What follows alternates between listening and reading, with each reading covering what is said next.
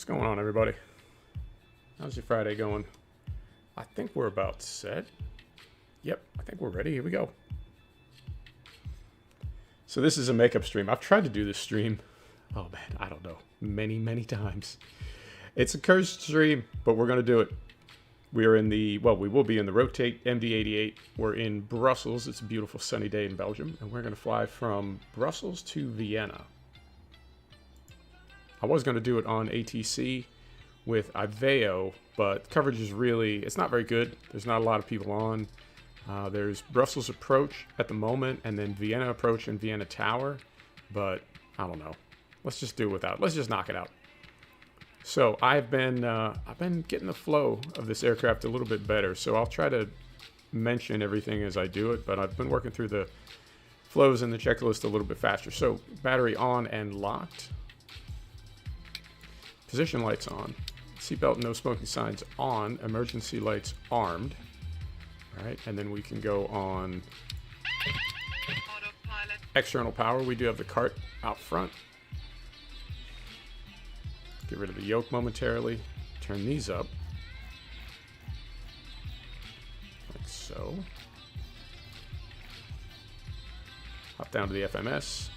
Turn this up. There we are. And let's get some fuel on board. So we'll get this open. And we'll get our operational flight plan open. That is right here, Brussels. And it looks like we're going to be on 11,179 for fuel. And that includes, I want to say 2.5 over. We're taking 120 passengers, so 60 up front, 60 in the rear. And then we're going to take 2.8 tons of cargo. So we'll go 700 kilos in all 4 of our cargo bays. And then our trip fuel is 4240. That right in there. So if we come over here, doors are all open, so we can start fuel there. And we can start cargo there. 20 minutes on cargo. We want to push off the blocks at 3:30 local time. Is that right? Yeah, it's 2:45. Just about. Well, it's 3 now. I started the clock at 2:45, so it's 3 now. We want to push off the blocks in about 30 minutes, so we should be okay. Right, so we'll clear that. Flight director is on. And we're going to wait till fuel's on board till we fire up the APU. But we can go up top, turn on the recorder, and we can get IRS started aligning. Right there. And what else do we need to do? We can go down here. And we're going to go here. Echo Bravo Bravo Romeo. We are in Brussels. That gives us that number right there. Plug that in. And let's get our route dialed in. That's right over here as well. So we're going off the Sopak 7L is our SID. So first waypoint is going to be Sopak. Sierra Oscar Papo Oscar Kilo. You know what, let's do this before we get ahead of ourselves. Put in Vienna for our destination. Flight number is Tango Papa Golf 13, as always.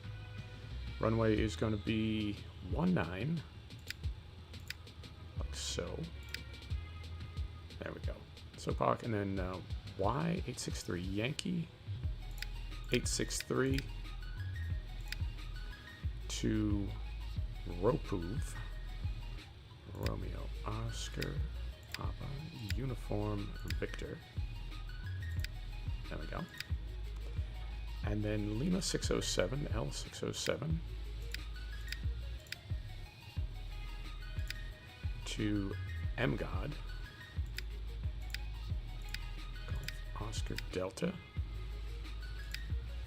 then direct to Bombi, Bravo Oscar, Bravo Oscar Mike, Bravo India, direct to Bombi, direct to Tenlo, November, Lima Oscar,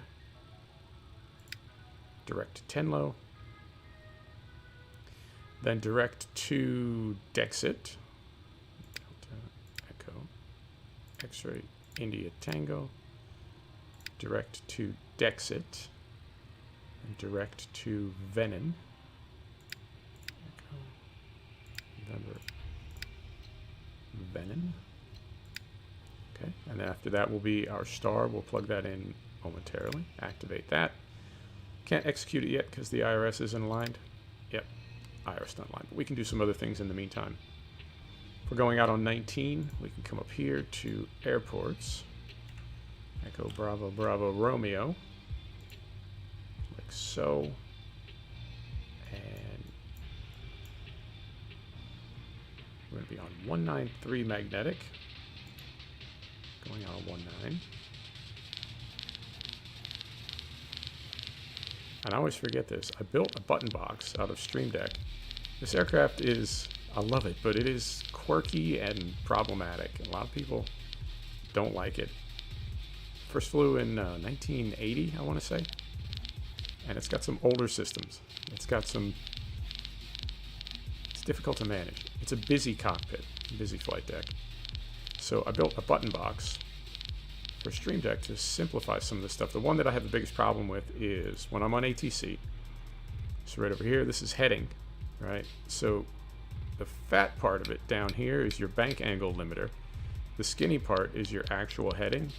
And then the button itself, you can pull it or push it. But yeah, you can see the problem I'm having. So what I did was I built a button box, and I'm going to go outside while I lean over so I don't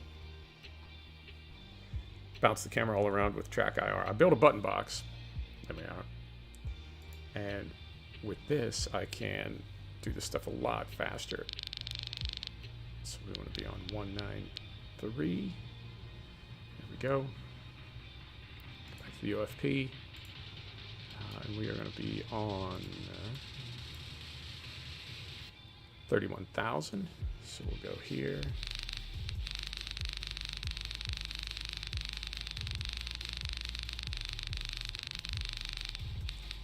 $31,000, and we want let's say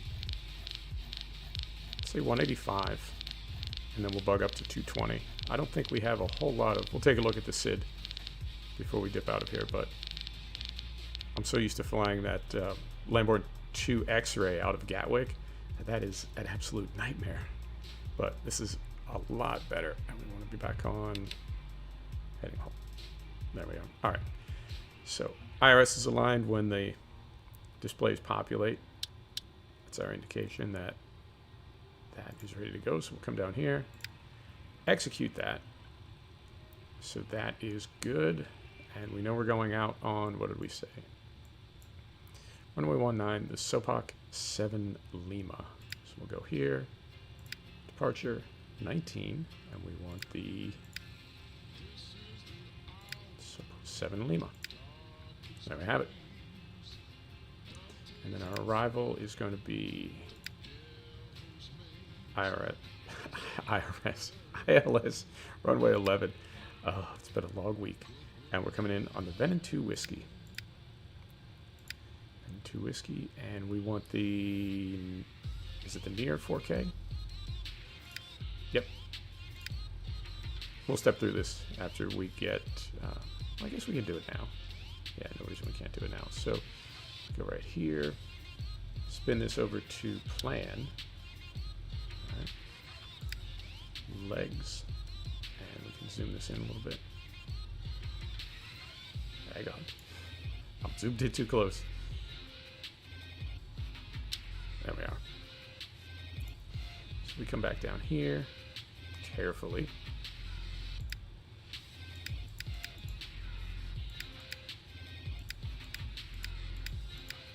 And this is a perfect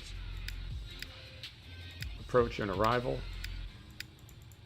Once we get a little closer, I can tell you some of the things that I've learned about ATC.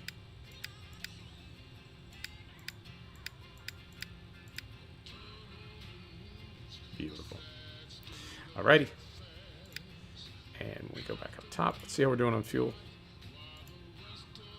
3 minutes left on fuel. We can go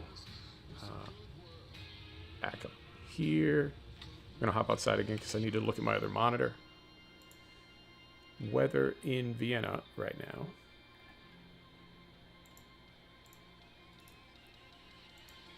So I'm going to go here. It's that one. And then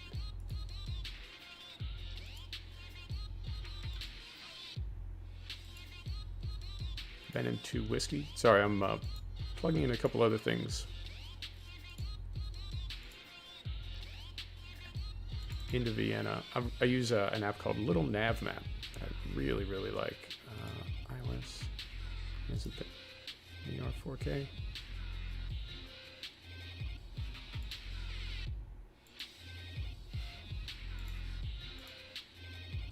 Yeah, that's right. NER4K. Okay. We'll insert that as well. Altitude in Vienna is 600 feet. And QNH right now is 3018.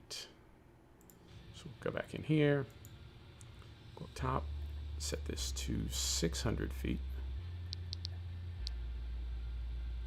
And this is going to be... Let's make it 3.2, 30.2. There we go. All right. And how are we doing on fuel? Minute and a half. Perfect.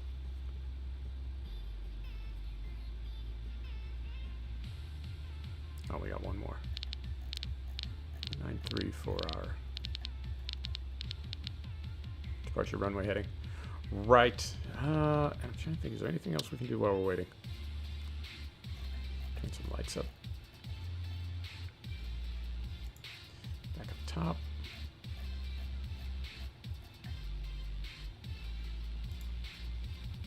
Let's hop outside, and I'm going to have some coffee while we're waiting.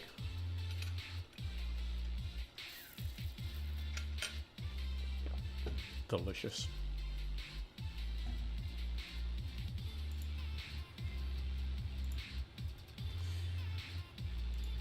Perfect. And what time is it in game? Just going on 2 o'clock. Wait, what? Is that right?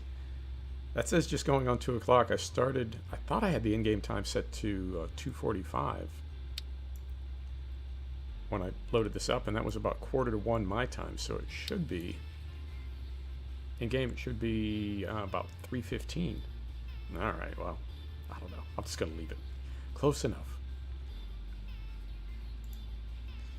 All right, fuel is on board. Start loading passengers. We got about 10 minutes left for both of those. We're going to come up top. Start pump is on. And we'll fire up the APU.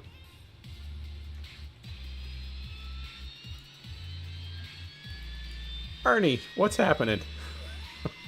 Hey, sorry about yesterday, man. That was hilarious. When I was getting ready to wrap up the stream, it's like, well, all right. I guess just a lot of people lurking today. It's always something. How you doing, man? How was your week? I love that sound. Love the sound of turbines. All right, so we come top.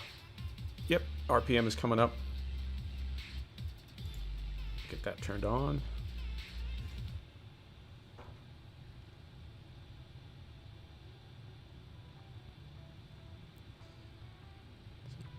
RPM are up. We'll get, yep, APU power available. Switch over. Come off the start cart. Come down here. Dismiss that. And I'll open a checklist from here out, just so we don't forget anything. So right in here.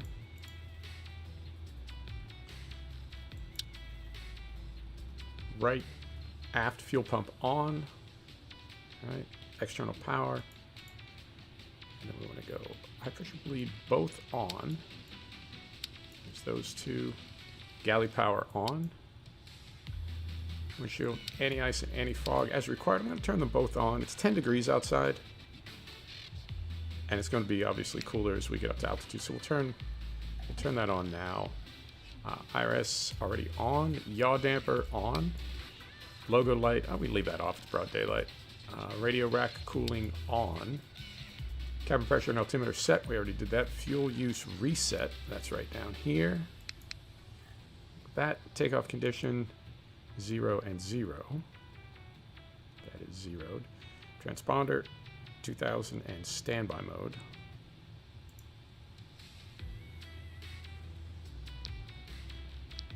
Don't really need to do this. We can just leave it since we're not on ATC, but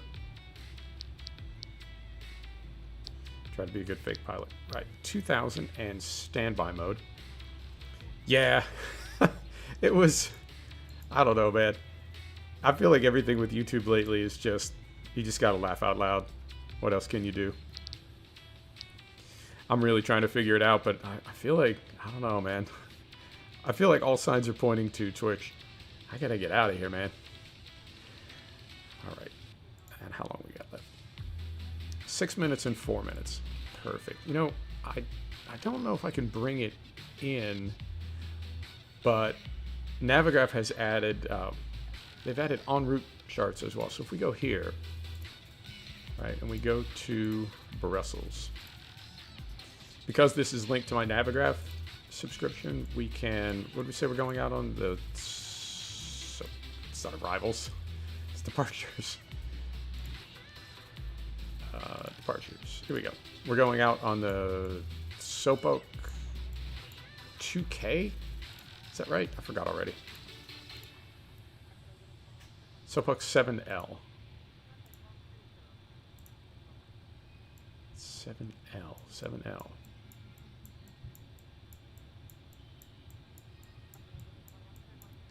We'll find it. 78 departures from this airport. Are you kidding me? All right. So this is our SID out of Brussels. And you know what? We can even play with beacons a little bit. So we'll put in 11755. And if we were going old school, 11755. So we'll get, yep, we got already turning for that. So 11755, this will be our first beacon, and then we turn on to 106, and we would fly to Bullocks, but we would fly on this course right here, which is toward the 113.1 marker at Sprymont. So 113.1. We don't need these because we have the FMS, but fun to mess with it anyway. And I don't know, Ernie, I don't know. What I wanted to do... Oh, there you go. Night mode. Cool. What I wanted to do was get up to 1,000 and then begin the transition over slowly, or keep them both going or something. But I feel like... Well, I got some... I don't know, man. Asking any question about YouTube online is a little bit like going to WebMD. You just get back just an absolute phone book of nonsense and misinformation. But I did come across something that said the way that views are distributed among live streams will really kind of cripple your channel, because we're going to go here now, trans out 4500. The algorithm doesn't recognize traffic to a live stream the same way it recognizes traffic to a video. So even if your live stream and your video are the same length and they get the same views and people stay for the same amount of time, the algorithm doesn't really credit it when it's in the form of a live stream. They prefer that it be a video, or I don't know, something. Wind is going to be 305 at 33. 305 at 33, and I'd say it's -2. Get that plugged in. And we need to wait for, because we're going to calculate zero fuel weight and gross weight, we need to wait till all the people in cargo are on board so we can have that accurate measurement. So the channel did plateau at 950 subs exactly when I started streaming, and it's been super frustrating because we've been essentially capped at 950 for like 4 months after growing exponentially for 3 solid years. So it's been really, I don't know, man, it stings a little. I'll be real with you, it kind of hurts, but I think I'm getting a better understanding of why. So what that means is I could go back to making videos just to get up to 1,000 subs, or just walk away from YouTube learning what I've learned and knowing what I know. But I don't know. I don't know what I want to do. I'd like to see it get to 1,000 just to say that I did it. But I feel like the only way for that to happen is I would have to start recording videos again. And you know, looking back at all the time that I did that, it's a bit of a downer. It really is, because, and we can start, we bring in our stairs and close our passenger door up front. We're just waiting for cargo to load. It was really, I mean, I don't want to say it was lonely, but you really are. You're just kind of sitting in an office talking into a can. You're just talking to yourself. So I would really rather stream than record videos again.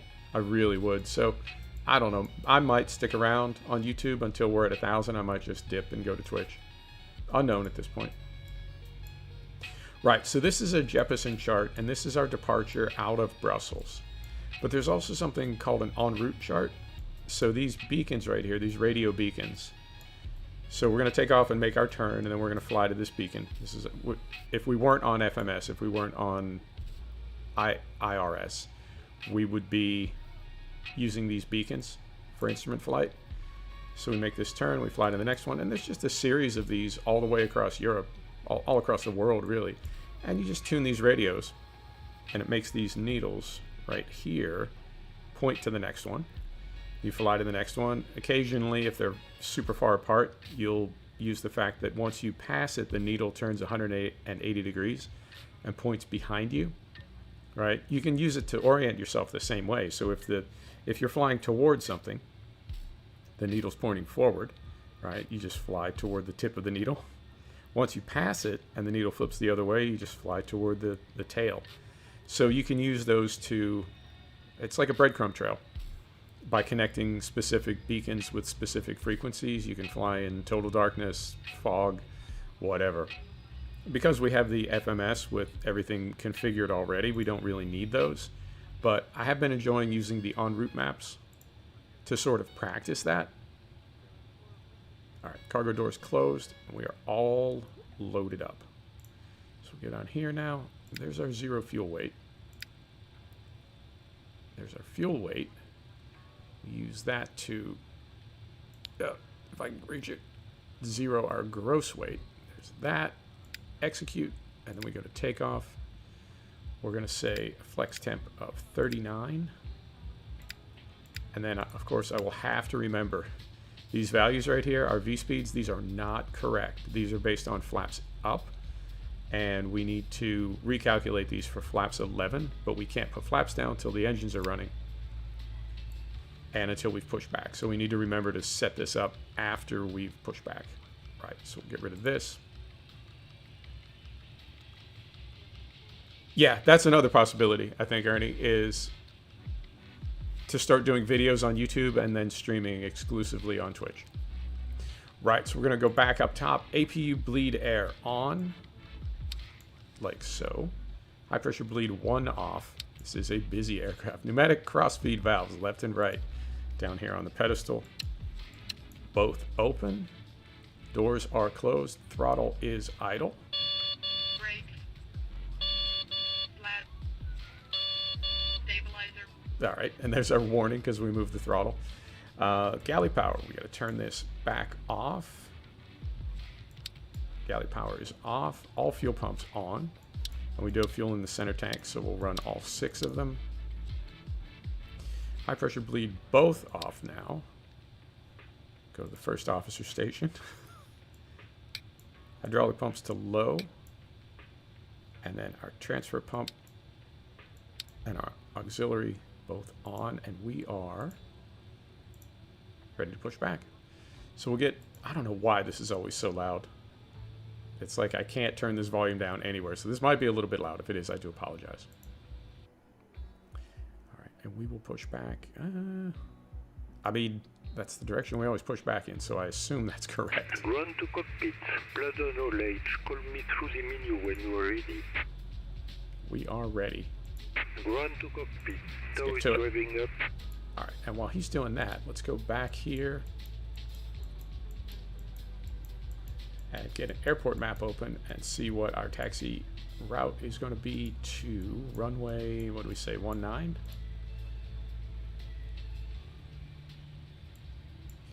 19. Okay, and we are, yep, this is where I always push back from. So we always have to face east out of here because it is a cul-de-sac. So we'll get on, I assume, just inner, right? Out here to inner.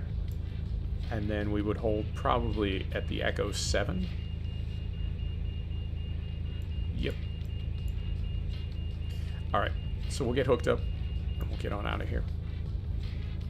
Okay, all doors and hatches are closed, ready to connect.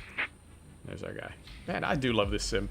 It's not as pretty as Flight Simulator, but I reinstalled Flight Simulator 20 a few days ago, and I did eventually get it working. It took 2 installs. I had to install it twice. I had to download it twice, and I did get it working, but it was continually crashing to desktop. Then the new hand-built airport in Manchester, there was a farmhouse in the middle of the taxiway, and then more crashes, and I gave up on it. It is gorgeous. I was able to successfully do a couple flights. It is an absolutely stunning game, and I think it really is going to influence how we. Connected and bypass pin inserted. Release parking brake. It's going to influence how we render big worlds in games in the future. I feel like as that technology gets polished, position and strobe lights on, ACL on, flight director is already on, bank angle to 15, like so. Heading runway track, departure altitude and speed are set. 193, 193, 193, 185 knots, 31,000 feet. And you know what, let me do one more thing. Let me just double check down here before we get rolling. Yep. Above 7,000.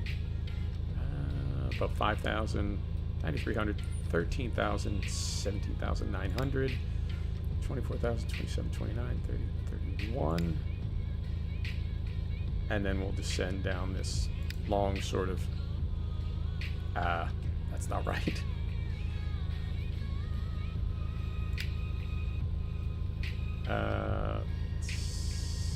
.060, so let's try FL060 above. 060 above. I don't know why we have 11,500 feet in here. Yeah, it's odd. 272. Let's go 272 on that one as well. There we are. So back here, 31,000, and then we'll begin descending at Vienna, and it says above 6,000, so we won't necessarily have to descend from 31,000 to 6,000. We just need to be above 6,000, and it's all the way down through these.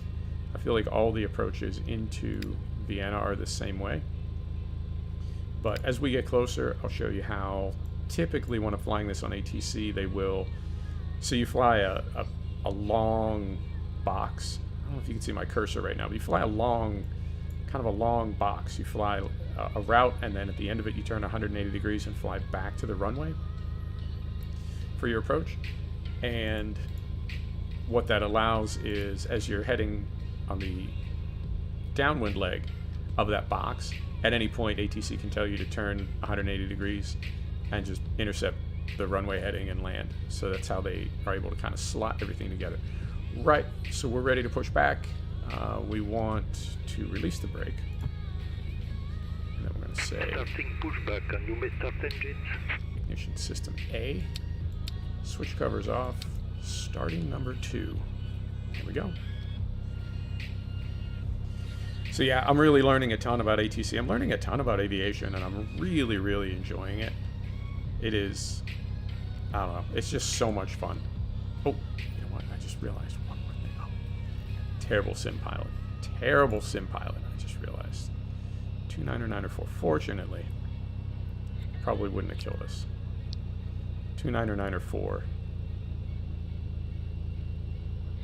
for departure altimeter. Whew. All right. On a beautiful day like this, it had to be somewhere around there. But glad that I checked. So yeah, learning a ton about aviation with ATC, and I feel like it's a perfect venue to do it in because there's enough pressure to really make you take it seriously, but not so much that I'm gripped about like making a mistake or screwing up or something. I do, but you know what? I hear ATC screw up too. I hear them make mistakes. So I think it's just a different environment than VATSIM. Although not London. London is, ooh, those London controllers on both VATSIM and Iveo, they are, I don't know, man. Maybe that's the UK equivalent of New York City. They're doing something very difficult and they know it, so they want you to know it too. But so it goes.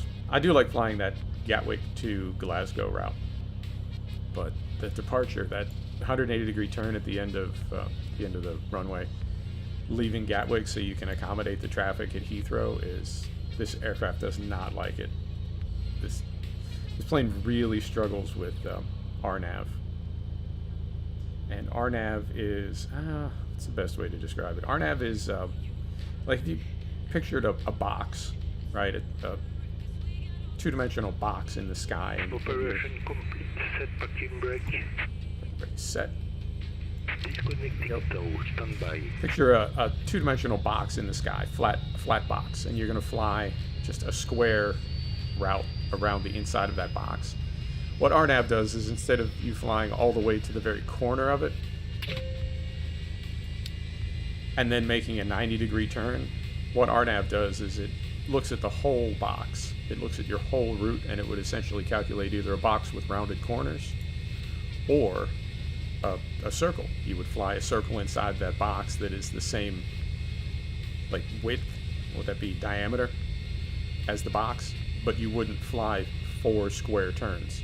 You would fly one long, sort of sweeping, continuous turn.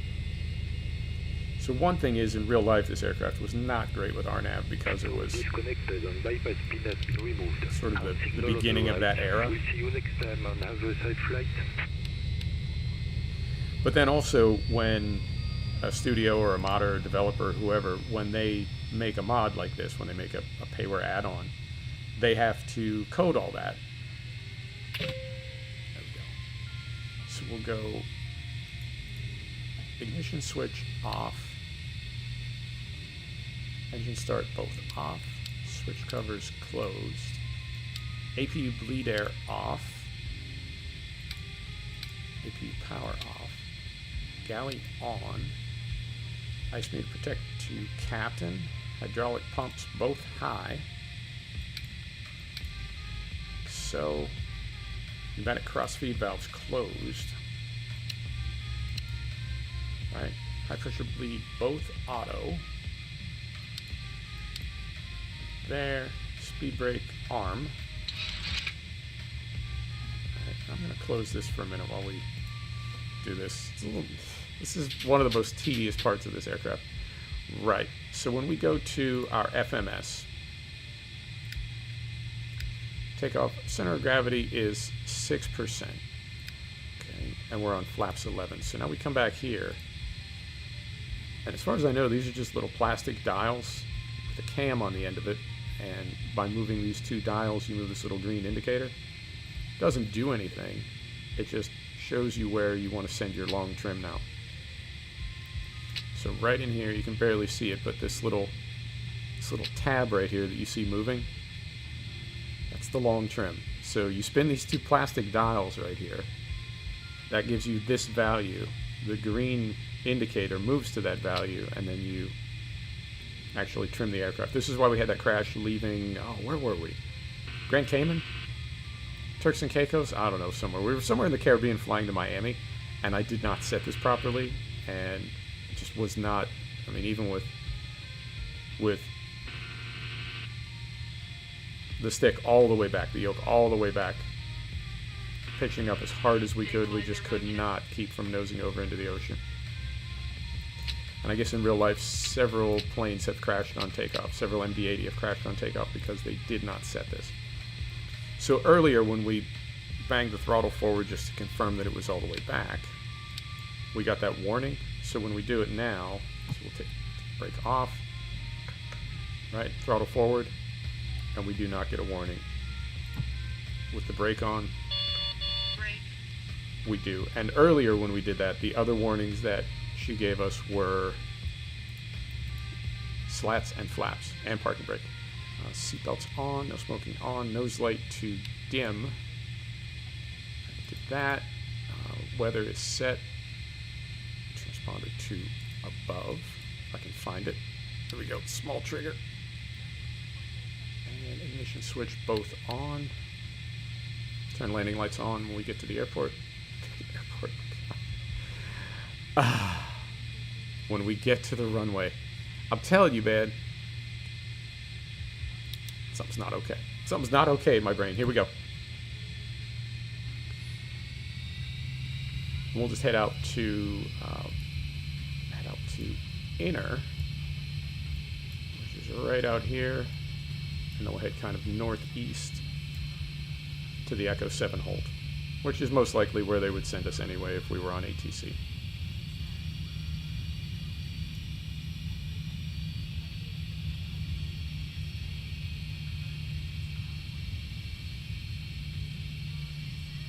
Taxi a little faster than that. I have not found a way to determine my taxi speed in this aircraft. I haven't seen any type of indication. We've got a true airspeed way over here. That picks up at 130 knots. We're not going 130 knots. Whoa, let's get back on the center line here. But yeah, down here I really have not been able to figure out any way other than just kind of dead reckoning to know how fast we're taxiing.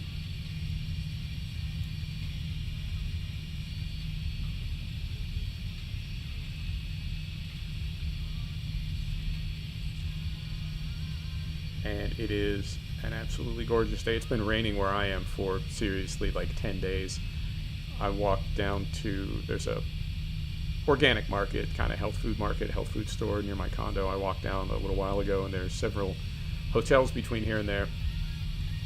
And the ashtrays out front were just full of water and cigarette butts because it just will not stop raining. So it's like it's, I don't know, a little bit of rain can kind of rinse things off, but a lot of rain just turns everything to mud. And it's just been gray and cold and it's been, the weather's been a bit of a downer. Right, so we start looking here, and I believe, yep, these are separated by these sort of grass berms here. So if we stay to the west of this grass berm, I think this will keep us on inner. And learning to navigate these, I think, has been one of the hardest parts of doing this. And this you have to do with ATC as well. Yeah, we're on inner, according to this sign right here. So this will be the turn for inner 6 up ahead. So yeah, we're okay.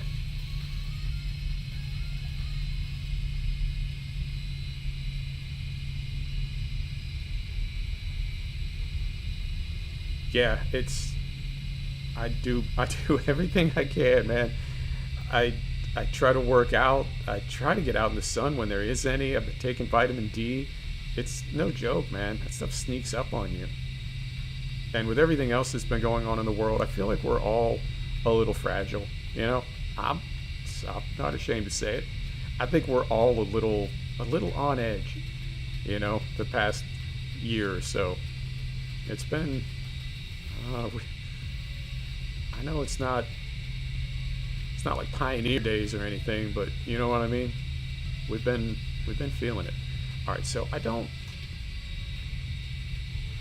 know if that one connects as well. I'm going to take this one here.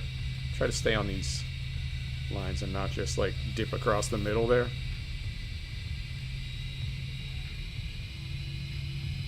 But I think we could have got there if we took that next right turn, but I'm gonna take the first one because I can see it better.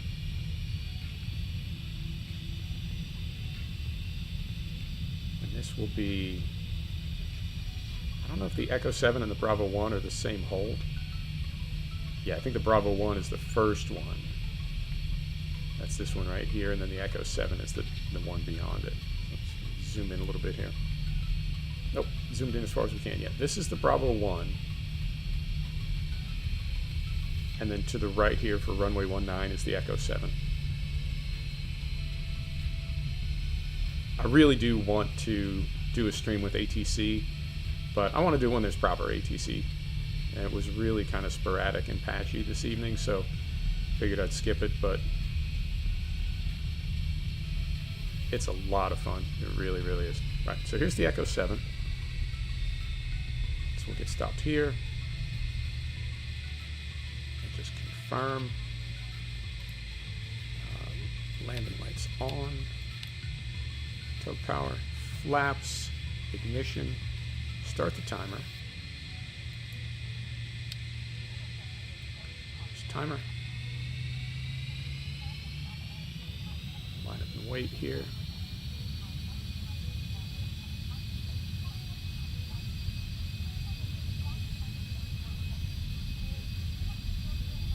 Approaching 19.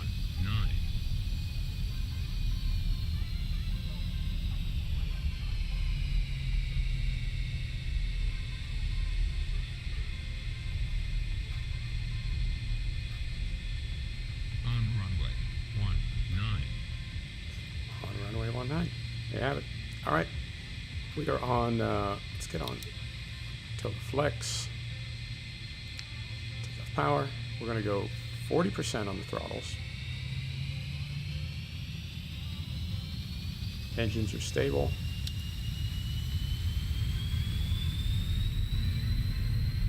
Auto throttle for toga power. There we go.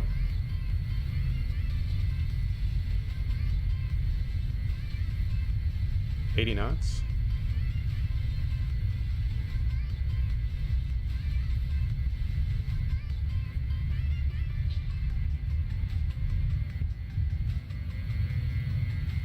Rotate. Why does it look like there are trees right at the end of the runway? What in the world?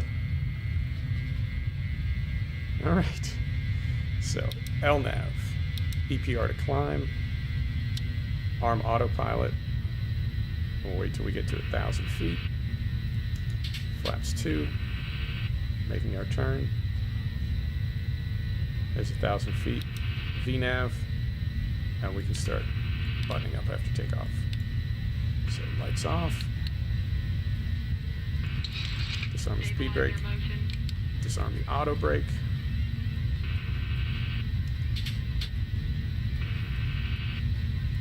Hop down here. Stabilizer motion. And that's us on our way. About a 1 hour flight to Vienna. There, let me make sure we're on the right page of our checklist. Here, right here. Good.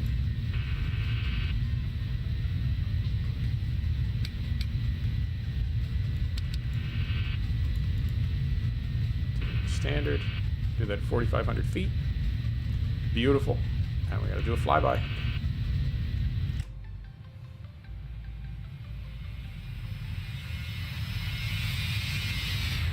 Oh, man. Already fighting that crosswind. He was drifting. Beautiful.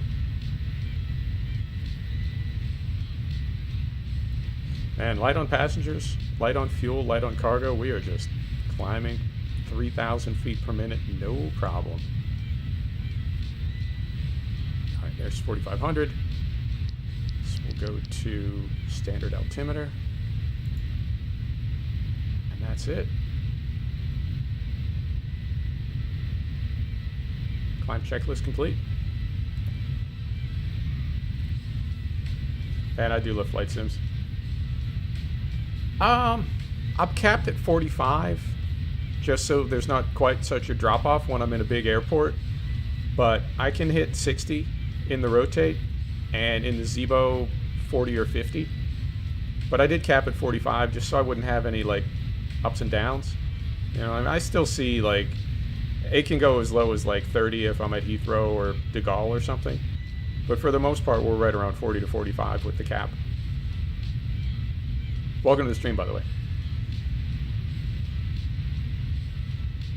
Yeah, I say this every stream. It doesn't look like Flight Sim, but it doesn't look bad. Nothing to complain about. Right. Let's get these put away, and let's get some charts dialed in for Vienna. There's that. And we're going to be on, what do we say, 2.9 or 11? I keep forgetting, man. Too many flights. Too many flights. We are going to be in on runway 11 in Vienna. So, go here, and we're looking at. Oh, you know what? We'll leave that because we've got. In fact, let me go back here. Hang on. Let me go back here. I said I was going to do this, and then I completely forgot. If we go back to Brussels, like so, and we get back to the Sopoke. What do we say? 7 something.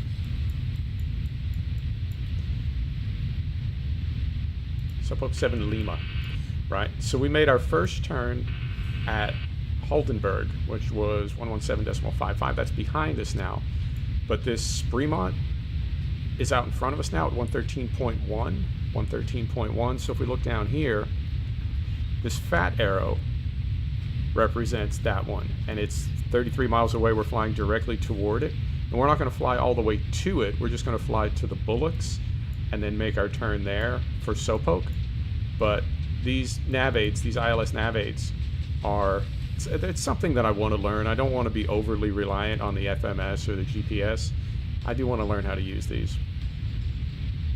But yep, and then you can see the other one. 117.55 Holdenberg is behind us and a little bit to the west, and that's the skinny arrow that's pointing the other way now. So we'll leave this open till we get to Sopoke, and then we'll open up our Vienna charts for the rest of the trip. Right. Yeah, I couldn't be happier with X-Plane. And I really, until I got into X-Plane, I just flew GA. I did not fly airliners before last November. This is all new to me. I'm really, really enjoying it. All right, engine ice on because we're getting into some clouds and moisture here, and it is 0 outside. So below 10 degrees visible moisture, you want to throw on the engine heat. And we're good to go there. Everything else is, yep. Everything else is green. Hop outside. Hopefully this isn't too loud.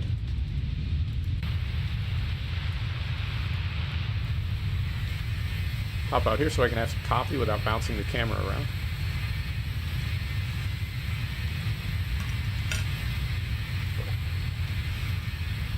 Where'd my clouds go? Bring them back. I'm using Active Sky for weather. And, yep. I think it's just refreshed. But it does give an opportunity to see a little bit of the scenery.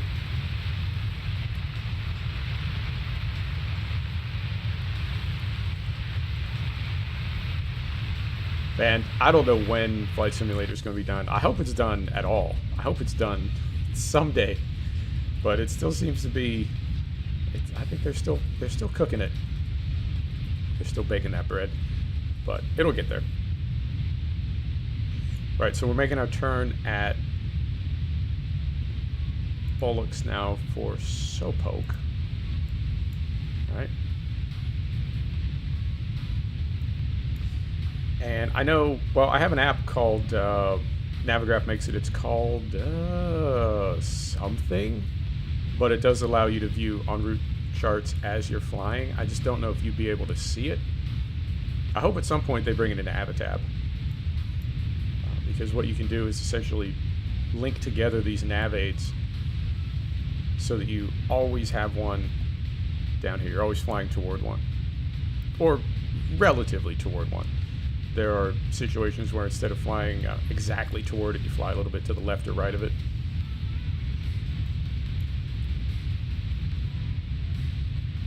There we go.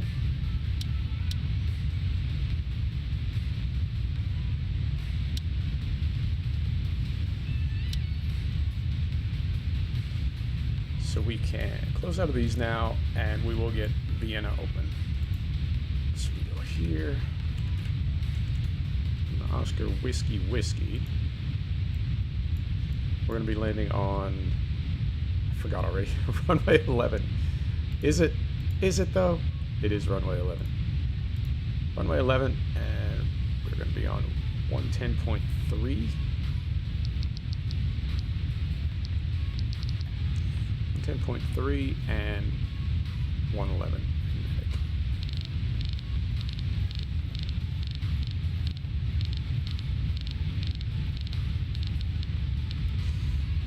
Duplicate that over here. 110.3. 111 magnetic.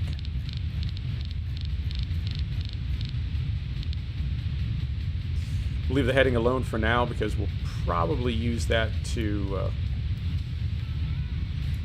cut that turn off. Since we're not on ATC, we won't need to wait for vectors, and as we're flying out to the end of that long box, we'll just cut it off and save ourselves a few minutes. So we want, that's the airport map. We want our arrival is going to be the Venom 2 Whiskey. That's right here. And then our approach is going to be, what was it? Well, it'll be ILS. Damn it. Our approach is going to be ILS or localizer runway 11. Beautiful.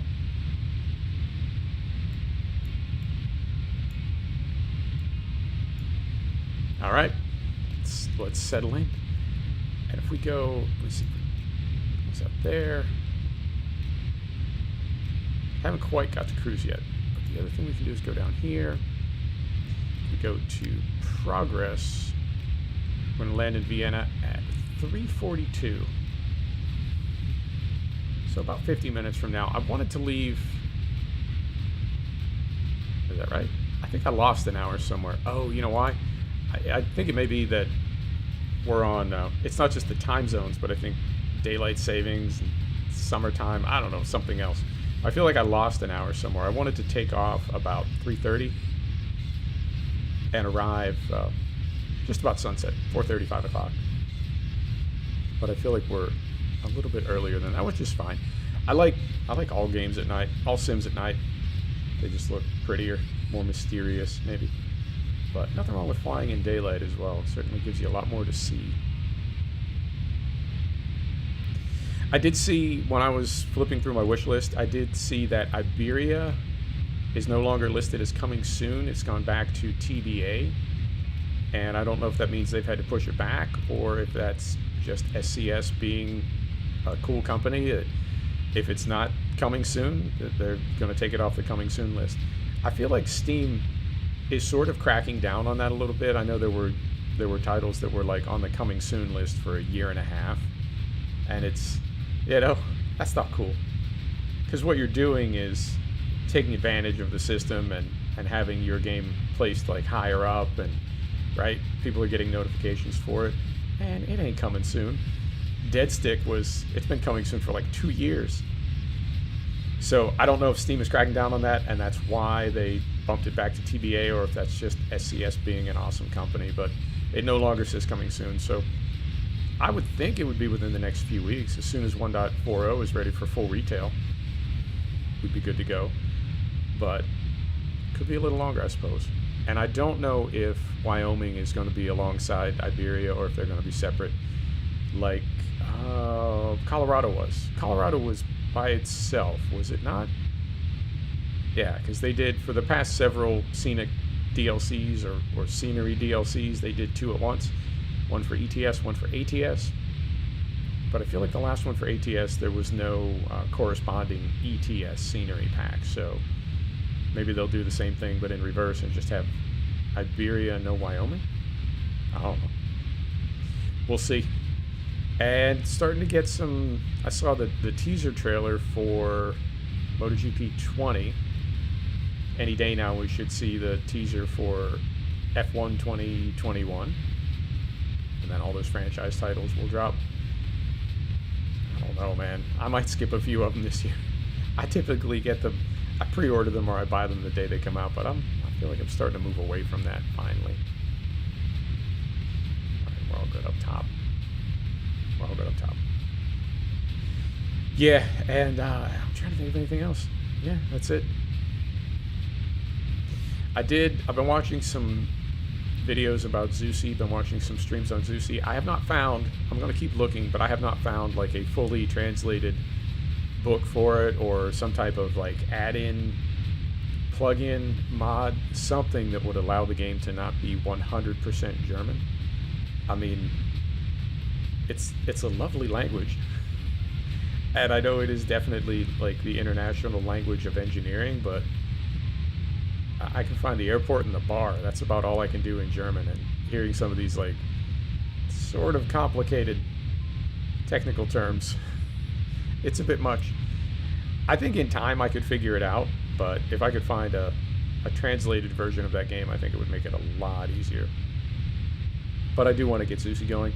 I feel like Zusi is going to be, in terms of like land-based simulation, I feel like Zusi is going to be as close as we can get to a simulator like the one we're in right now, where virtually everything is model, and learning to use it is just trial and error, you know, just fail after fail after fail, solving problems one at a time until you know how to do it. But it's definitely a sim rather than a game, and it is not, for me anyway, it is like not user-friendly at all.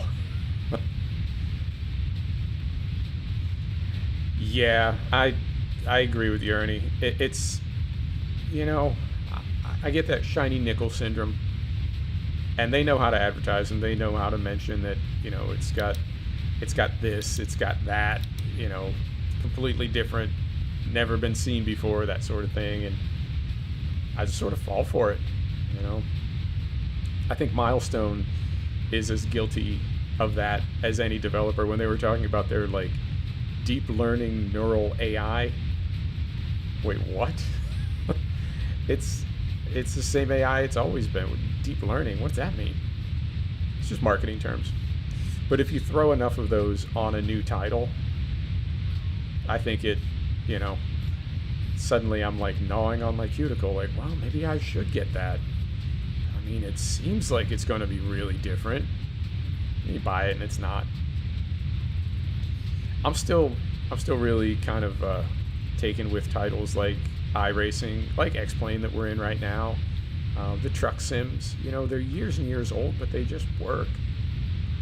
And as old as they are, I feel like they're just so much more fun to play than some of these new titles that, well, they're not new titles, but they're new franchise versions, I guess, that drop annually. You play through it one time, race through a season, and then sporadic, you know, you don't play it a whole lot after that. So it's, I don't know. I feel like the industry is evolving as I'm evolving, and who knows where it's all going to end up. I have installed a bunch of games, though. I really never thought I would uninstall Project Cars 2. That's always been kind of my go-to for racing, but I feel like it kind of messes me up for iRacing, and, you know, it's the physics are not super accurate. It's a fun game. It looks really good. Not as good as it used to, though. I think Assetto Corsa Competizione on a good day looks absolutely as good as Project Cars 2, and with these new tracks that they've added. And that's us. That alarm was 31,000 feet. And it's going to level us out. And we'll do our cruise checklist. And when you looked at Assetto Corsa Competizione on day one, the selection of cars and the selection of tracks was not great. And I knew that they would add content. I just didn't know when. And with it being sort of, well, it was meant to represent the Blancpain, which is now the GT World Championship. I don't know what's his name? What's the guy's name? Oh, the guy that owns GTWC, the French guy. I don't know what his stake in that is. I don't know if he's financing it. I don't know how it's all working out. but I feel like if it's not in GTWC, it's never going to make it into that title. We're never going to see LMP1 or LMP2. We're never going to see Vintage. It's only ever going to be what is in GTWC. But they've added a bunch of tracks. Kailami now. Kailami's a fun track. Laguna Seca is in there. Imola, I want to say they added. Yeah, they did. They added Imola. And now we've got Holden Park and Donington. And we already had Brands Hatch and Silverstone. We've got Snetterton now. So I feel like there's enough tracks that you can totally put together a series. We're going to go EPR. Sorry, I'm trying to do too many things at once. EPR to cruise. Let's go up top. Synchronize the engines. Come down here. Put our transponder to neutral. Cap pressure and landing elevation already set. Cruise checklist complete. There we go.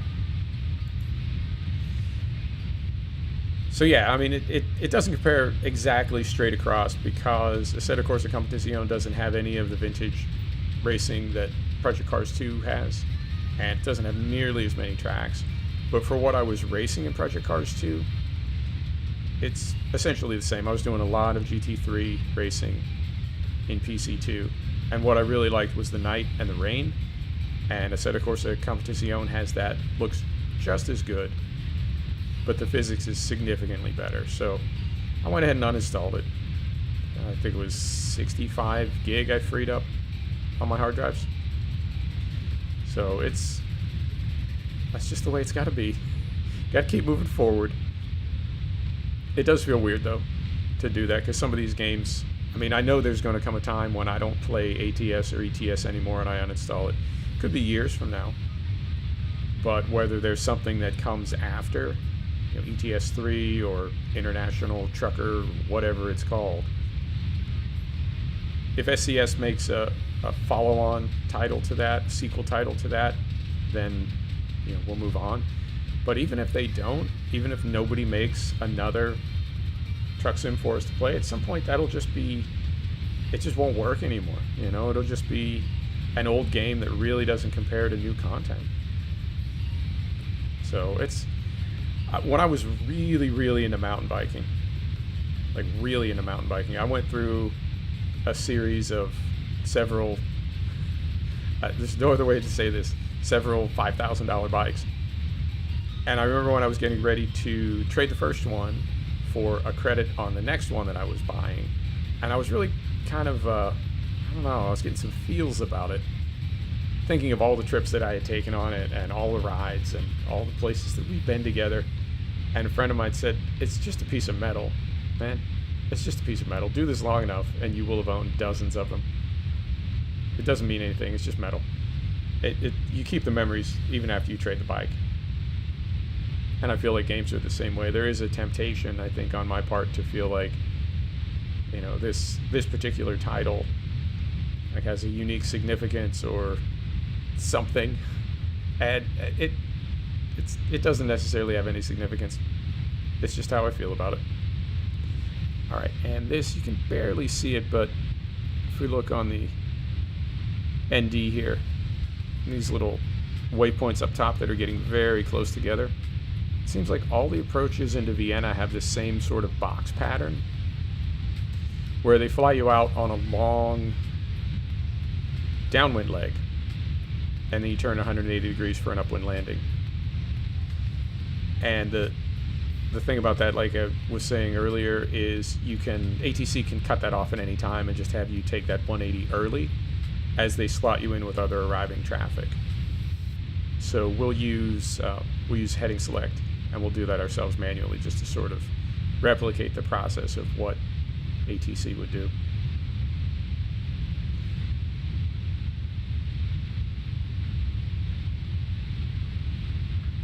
And of all the planes I could have bought, I don't know why I bought this quirky, like, 1980s era, problematic, difficult to fly. I do love it though. And I think it's a pretty airplane. I like the way it looks.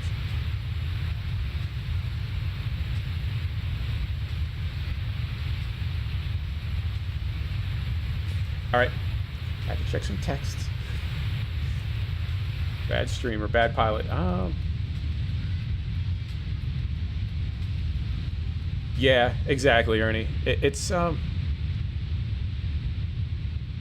don't know, man. When I was I had Breakpoint installed for a couple days, so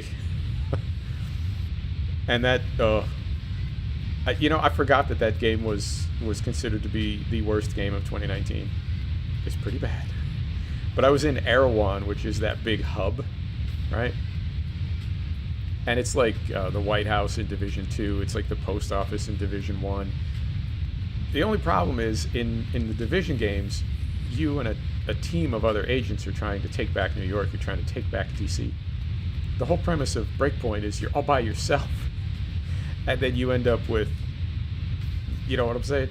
You end up in Erewhon with 100 other people that are there all by themselves. It just didn't work. It was a mess. But when I was in there, when I reinstalled, when I was in there the past couple days, I saw like maybe 1 or 2 people. There was nobody playing that game.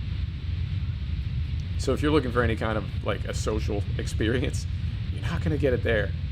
But I think, games that we play together, I feel like that is those types of games have, for me, they have unique memories. And thinking back even all the way to when I was a kid, playing Age of Empires, playing it on the LAN, the old school Ethernet LAN. I have a lot of good memories of that, but it's not enough to make me want to play Age of Empires because it wouldn't be the same. Ernest Hemingway has a great quote about that.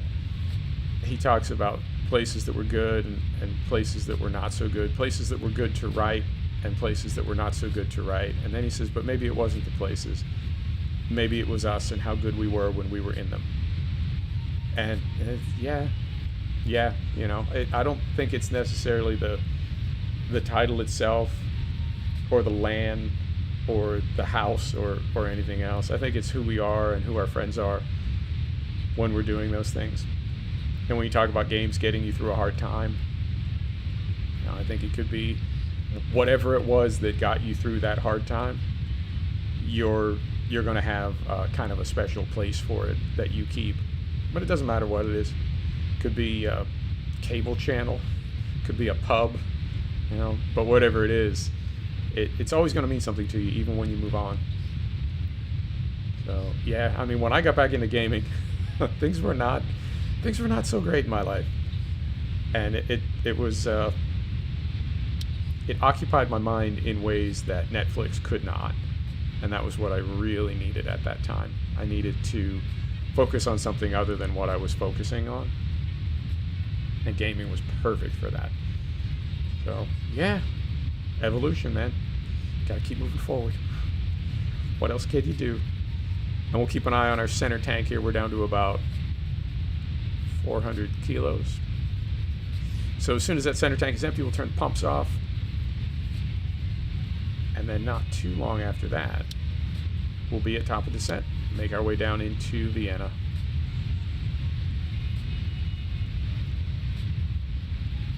Yeah, I was really disappointed. I don't know what shooting game to play. I mean, I know I want to play a shooter, but I don't know which one I want to play. I don't want to play Tarkov. I mean, I do want to play Tarkov.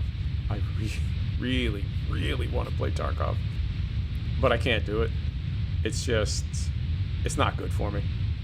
I feel like the only way to get good at that game is to play it as much as possible.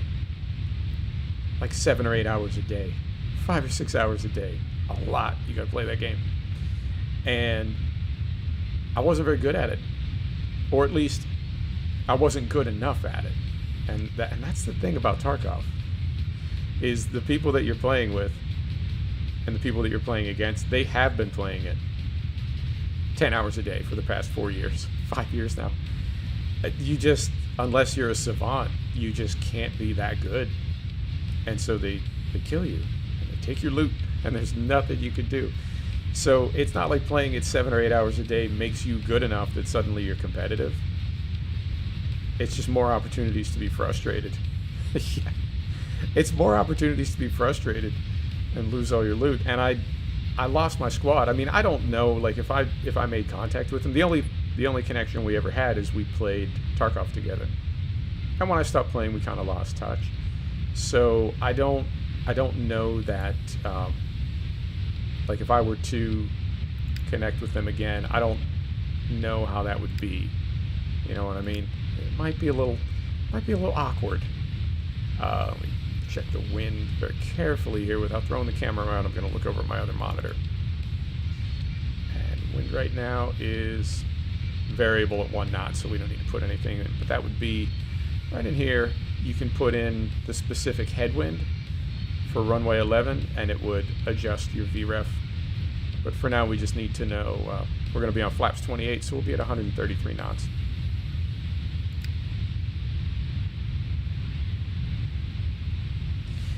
Yeah, it would be very stressful. When my girlfriend told me she felt like maybe Tarkov was not good for me, that definitely kind of, you know. And my squad was super nice. They were all sitting on like 30 and 40 and 50 million rubles, so they were constantly bringing me gear. You know, we'd get into a raid and they'd be like, here bro, pick that up. And they would drop like 150,000 ruble body armor, a plate carrier, just full of magazines and loot. They drop a rifle for me. There, pick that up. Or they drop a LEDX for me. It's like a 1,000,000 ruble item, and you put it in your prison wallet. And when the raid is over, whether you get killed or not, you can sell it for 1,000,000 rubles and buy more kits. So they were keeping me topped off with gear, but I felt awful about it. You know, I felt like they were just carrying me. And they did tell me over and over, bro, we just want to play games together. You know, it's whatever. It's fake money. It's not real money. So who cares if we share it? But I felt bad about it. And I was also concerned that it was making me reckless and making me not try to learn the game, not try to play as well as I could, because I knew I sort of had that out. You know, so I don't know. Just all of it put together, it was, I think it's the perfect shooting game. I really do. There's really not a lot bad that I can say about Tarkov other than I suck at it. But I do love it, and I'm looking for something like that. I reinstalled Breakpoint because I've always thought of Breakpoint as sort of Tarkov light, but it's, I don't know. It's got, there is some crossover. There's a bit of a, we got engine ice on, yeah we do. It's got a bit of crossover. It's got guns. You run around and shoot people, AI, PvP, what have you. But it's that's where the similarity ends. So, and there's really no PvP anymore. There's no PvP. There's no co-op. I did some matchmaking and waited like 10 minutes multiple times and never got a match for anything. So, ain't nobody playing that game. But the grind and the really unbelievably dumb AI kind of ruins it for me. So Breakpoint's a non-starter. I've thought about trying like Destiny 2, but I don't know. It's a little too futuristic for me. It's a little too fantasy. I thought about trying WoW or Final Fantasy or Skyrim or something, but I don't know. I like my escapism to be a little bit more realistic, if that makes sense. And I know that particularly Division 2, I had, well, I guess I still have Ubisoft Connect, so I got a bunch of Ubisoft titles. I have a bunch of Assassin's Creed titles that take place in different universes, but it's all Assassin's Creed now. And Division 2, I think, is the clearest example of the fact that, you know, these are RPG games, because they can call it drones, they can call it like EMP grenades, whatever, but it's just a tabletop game. It's just a spreadsheet and dice game, and those are your spells, you know. So the more spells that a game has, the more that it sort of leans into that non-linear kind of fantasy aspect, which is not a bad thing. It's just not for me. I think between the autism and the OCD, if things aren't, when things become random, it kind of stresses me out a little bit, because once you deviate from reality far enough, then it's like all bets are off, and I sort of lose my bearings, if that makes sense. It's difficult for me to kind of figure out what's what when anything goes. So I prefer that my RPG games be at least you know, planet Earth. No railguns, that sort of stuff. And I really haven't been able to find a lot like that. I mean, there's Far Cry, but Far Cry is just Assassin's Creed now. Yeah, I don't know. Red Dead, maybe? I don't know. I am looking for a shooting game, though, and I can't seem to find one. I tried Squad. I tried Arma. I haven't tried Hell Let Loose and Postscriptum yet. Do I own one of those? Do I own both of those? I think I might. But again, that's squad-based, and I feel like you just need to... You need to find a good squad. You need to find a group of people you get along with that you can play with consistently. You know, get together same time every day or several days a week or whatever. But you've got to be able to practice together and play together. So that's step one. And then you've just got to put a lot of time into it. And I feel like there are so many other sim titles other than Milsim that I really, really enjoy. I don't know that I would be able to put a ton of time into it. And I saw a guy called Spudknocker, YouTuber called Spudknocker, that does DCS videos. And I was looking for anything on the F-18. And he had some flights, night flights in the F-18, and it is, I don't know, it's sort of like this. It's just every possible component of the aircraft is recreated, you know, and you've got to essentially use all of it to be effective. The difference is in DCS, you're shooting at people and people are shooting at you. So again, a steep learning curve. I love my P-51 Mustang. The only thing that I would say is a little disappointing about it, and it's not a flaw by any means, but in World War II aircraft, no radar. A lot of times I'll go out on a sortie and I won't even find anybody. I'll take off from England, fly across the channel, right? Drop my tanks, drop my external tanks, fly around, look, I won't find anything. I'll fly back across the channel and land.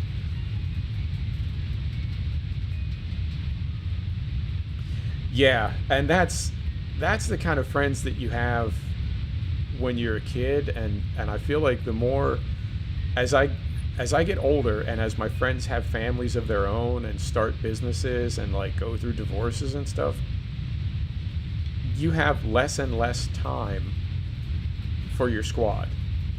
And I know there are adults that have that. I would love to have that, because it's not the game that you play. You just play with your friends. The games change. They come and go. But the squad stays the same. And as people get busier, as they get older and they get busier, I feel like that just doesn't work as well.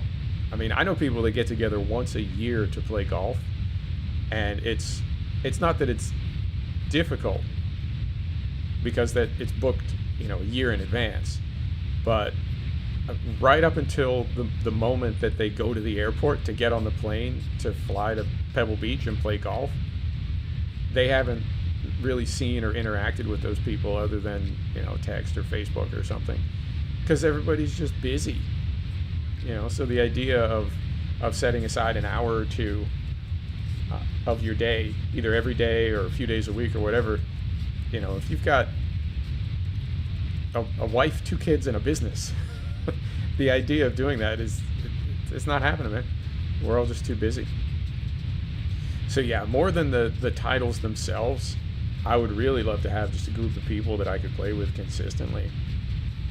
And I feel like, how do I want to say this? Choosing my words carefully. I have found some groups like that. I dipped in and dipped out again because they were, for the most part, they were kind of young and kind of silly. And yeah, but that's you know, I don't have kids and I don't have a wife, so I think that makes me sort of the odd one out, you know.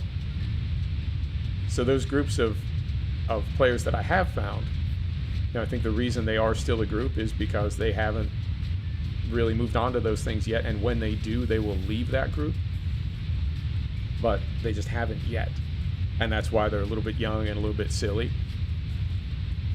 But as far as, you know, finding a group of people like me, you know, that's like Bill Hicks said he gets a knock on his door one day. Opens the door, they say, "We're from the People That Hate People Club. We want you to be our president." And he's like, "Ah, get the hell out of here." And they say, "That's why. That's why. Join us." So it's, you know, I'm not going to find people that are in my same situation in a game because there really aren't that many. I think for the most part, my peers have kind of settled down and moved on to other things that are more important. And I'm not being facetious when I say that. They really are more important. I mean, kids and family are more important than video games. And I'll get to that point myself at some point. I'm just not quite there yet. But yeah, pickup games and randoms, you know, you're taking your chances. And I have found, or I've tried to find a couple DCS servers, but even the DCS servers that I've found, hardly anybody flies the P51. So as far as like squad play or missions, yeah, that ain't happening. I found one in Germany, but I was the only non-German speaker there. It didn't seem likely that they would switch all their radio comms over to English just for me. So yeah, I mean, I'll keep looking. I'm not ill about it or anything. It is what it is. But see if I can figure it out. And the other thing I could do is, if we decide to start a family, then you know what I mean? That solves that problem. My next 1,000 weekends are suddenly spoken for. But that's the way it goes. All right, we're getting closer here. And if we hop up the FMS, we will be at TOD in 20 minutes. So it's a little bit early to start descent checklist, but we're getting there.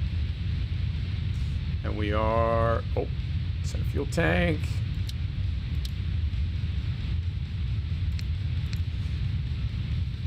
Center pumps are off. Beautiful.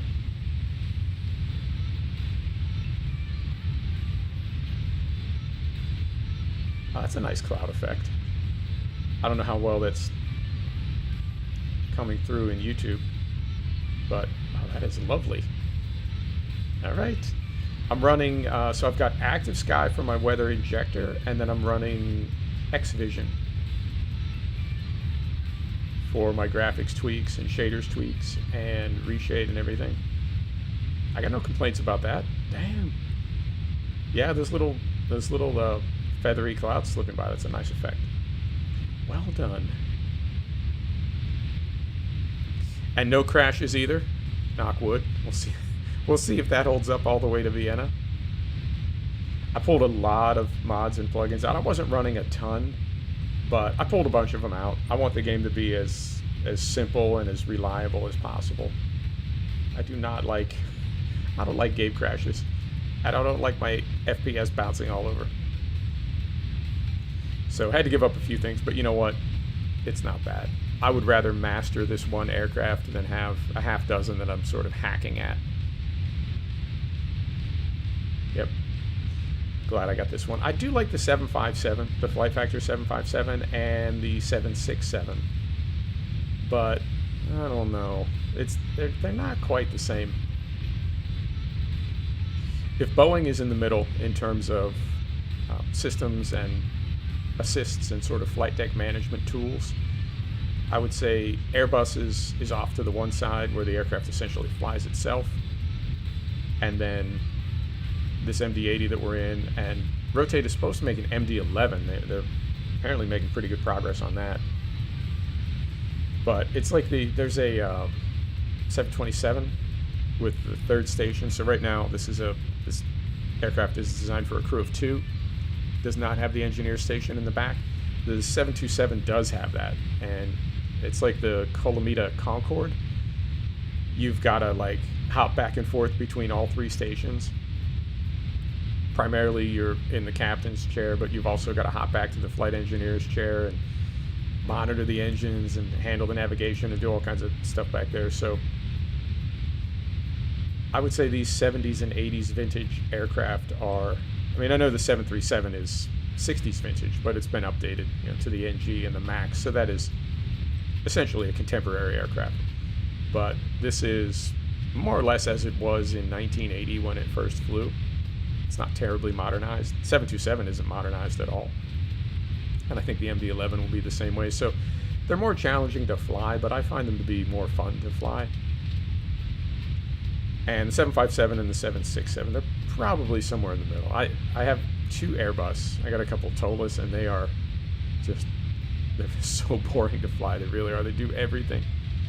So all this little busy work, you know, taking care of the overhead, when we have to hop over here to grab these little switches down here by the first officer's left knee. It is a pain in the ass. It is kind of busy, but it's also fun. It really is. I do enjoy it. All right, so we're going to, because I always forget this, let's go ahead and take our altitude down to 2,000 feet. We'll hold because the FMS has us at 31,000 for another 100 miles. We can dial that back, and I have noticed that, again, when it comes to LNAV and VNAV, the rotate, it's a great plane. It's a great payware plane. I would definitely recommend getting it if you're curious. No complaints about it, but it is a bit of a handful, and where it's telling us TOD is, we won't quite be, because I think we've got a constraint at Atlantic.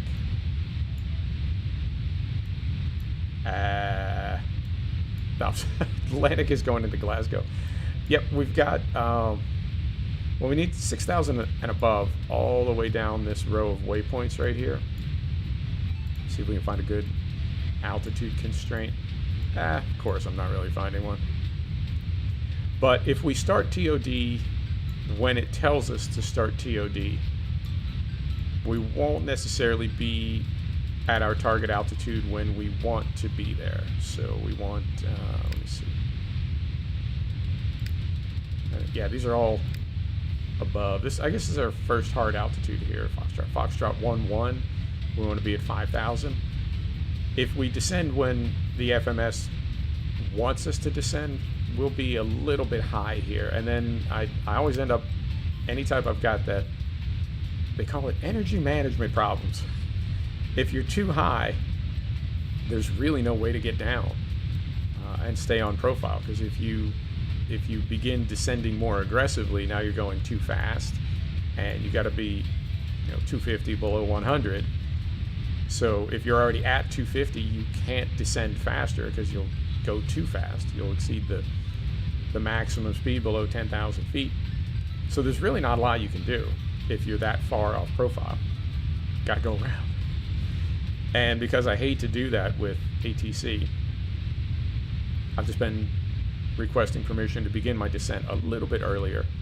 And if it's not super busy, they typically can accommodate that. But it's just a kind of a quirky old airplane. All right, so we're good there. We're good there. This is let's get ATIS plugged in here. Let's go back here and back here.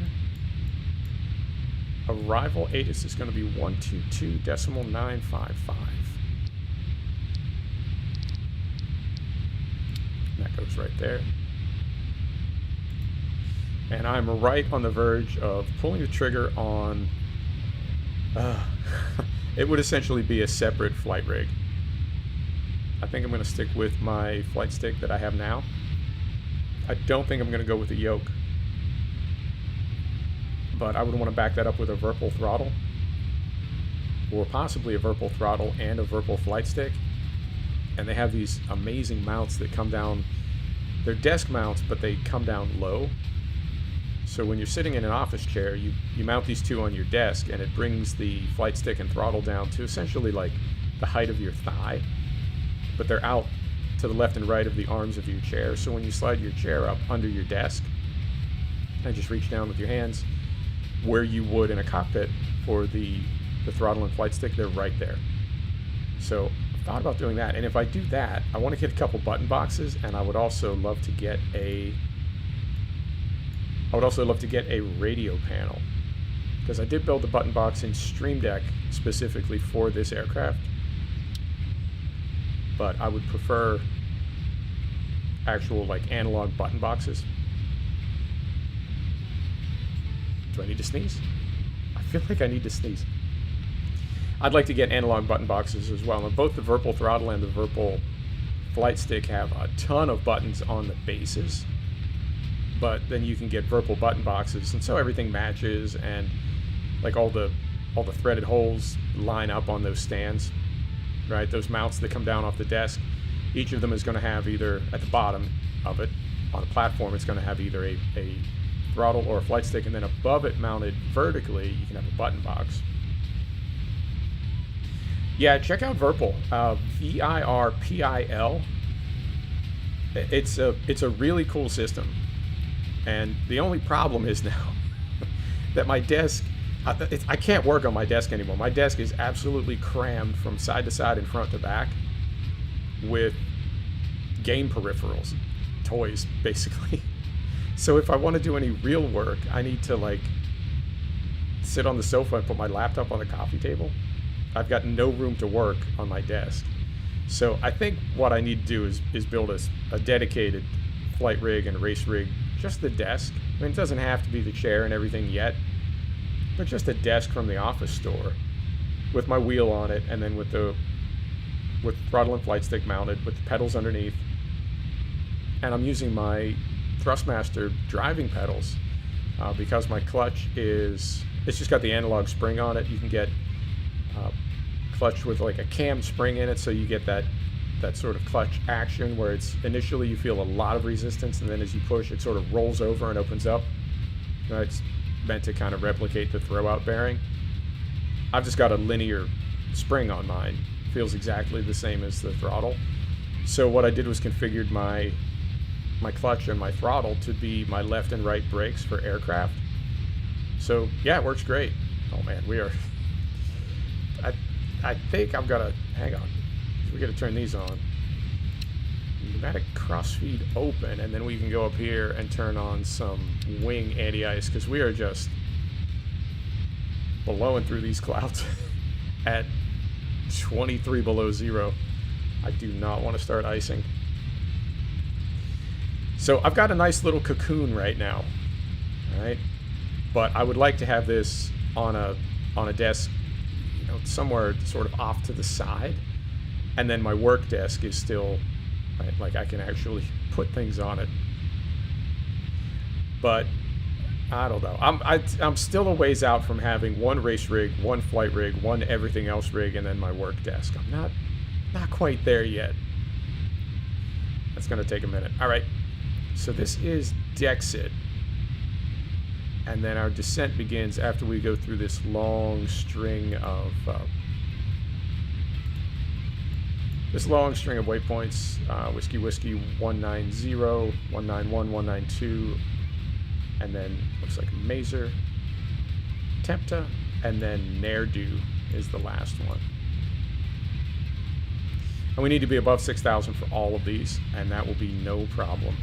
Like I said, if anything, rather than being too low, we need to worry about being too high. But so far, so good.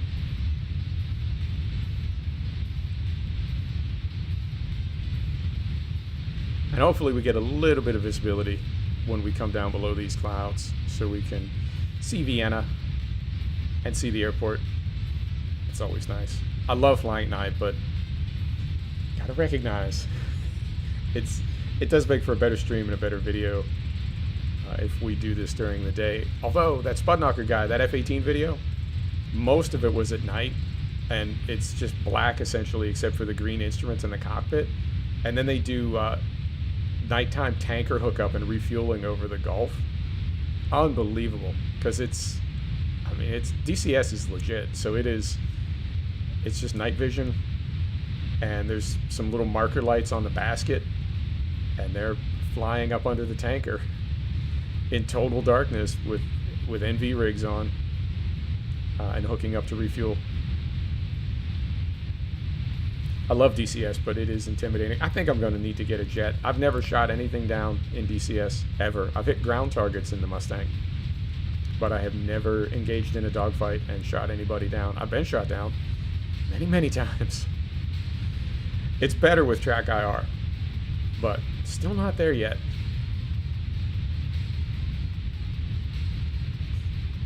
And that was, is that our last turn? Yep, that was Vengeance. So we're coming to that long string of waypoints now. So let's get a descent checklist open here. All right, like so. Altitude is set. Oh, this is really nice with these clouds going by just above us. Well done, Xvision. Yeah, this is not quite factory. They've added just a few things in here. This is nice. Oh, and we do have Xvision gives you volumetric clouds as well. Nobody's ever explained to me what exactly volumetric is, other than, I mean, I guess it's a good thing, better, something. I don't know. Oh, whatever it is, we got it. Volumetric clouds.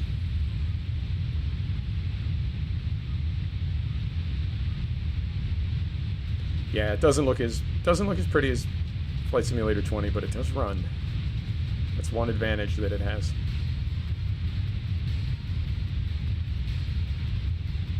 And right before I started the stream, I went down and got some little... Did I tell you this already? I hope I didn't.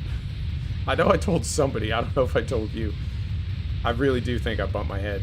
I had a bunch of concussions in my 20s. I was a very active...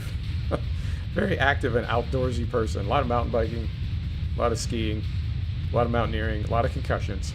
I worry sometimes. I've made myself punch drunk. So if I told you this before, I do apologize. But I went down and got these little flatbreads to make some soft tacos. And the package was like half clear. It was a soft, like a bag, right? Half of it was clear, half of it had printing on it, and it looked like I could see a curve on both ends. Like I could see the sides of the thing, the flatbread. I could see both sides poking out into the clear part under the writing. I get it home, and I take them out, and it turns out there's like 3 of them in a row, and you're meant to kind of pull them apart. So I pull them apart, and once they're out of the bag, they're like as big as a coaster. They're super, super tiny. So I tried to make like wee little soft tacos. I swear my soft tacos were like the size of limes. It was like I was making doll food. So yeah, lesson learned. Lift the plastic up and have a little peek in there. It was yummy, and I'm not complaining, but that was unexpected. All right, so this is us. I'll open up the bigger one here. Have a tab open, and we are. That's right there. And these are all marked. Zoom out a little bit. If you weren't here earlier, if we go to, well, close that. If we go to the FMS, these are all marked at FL060A is flight level 6,000 feet or above. So even though we're at 31,000 feet right now, and when we cross this first waypoint, we'll be still at 31,000. As long as we're above 6,000, that's all they're worried about as far as constraint. Yeah, so they've got TOD well after. So there's Whiskey Whiskey 190, 191, 192. Yeah, they've got TOD. You can barely see it in there. Where this green is right here, little green circle, and then T/D. That's top of descent. I want to get us down sooner. So we're going to go to descent. And let's go up top first. We're going to unsynchronize the engines. We're going to turn seatbelt sign on. And then we're going to go to, on our EBBR, I'm going to go to climb. And then come to the FMS and hit descend now. And that'll begin our descent, literally like right now. And the FMS will continue calculating everything out. It's not just going to drop us down to 6,000 feet and then level us out, and we roll that way for like 60 miles.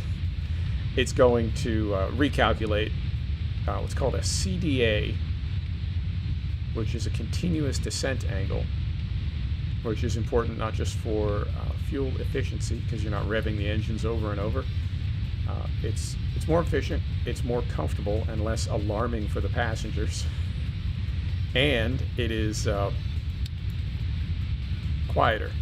And noise abatement is a big deal around airports. It's become a really big deal over like the past, say, 20 years. That you really want to, at top of descent, you want to take your engines to idle and if possible, leave them at idle the whole way down through your descent. So you're not constantly rolling in power and then rolling it off again. Every time you do that, it makes noise, and it can be very loud for people on the ground.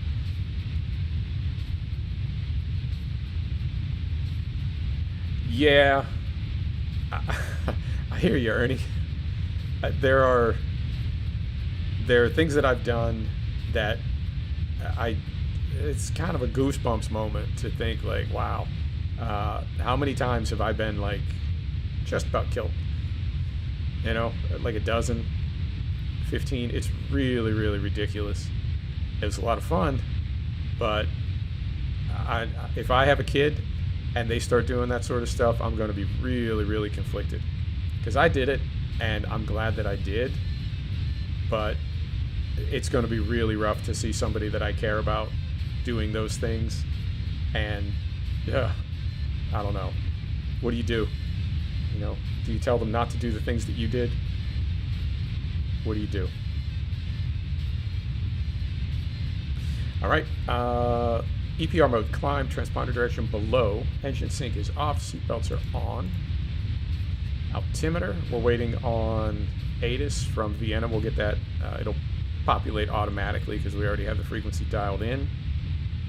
Do we? Do we?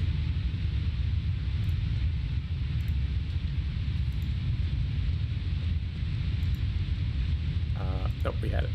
There you go. 122955. We have it dialed in.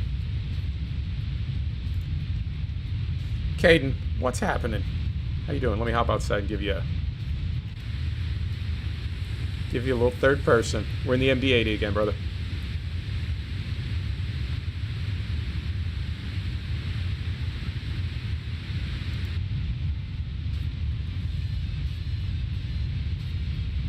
You know what they call the worst airline pilot in the world? They call him Captain.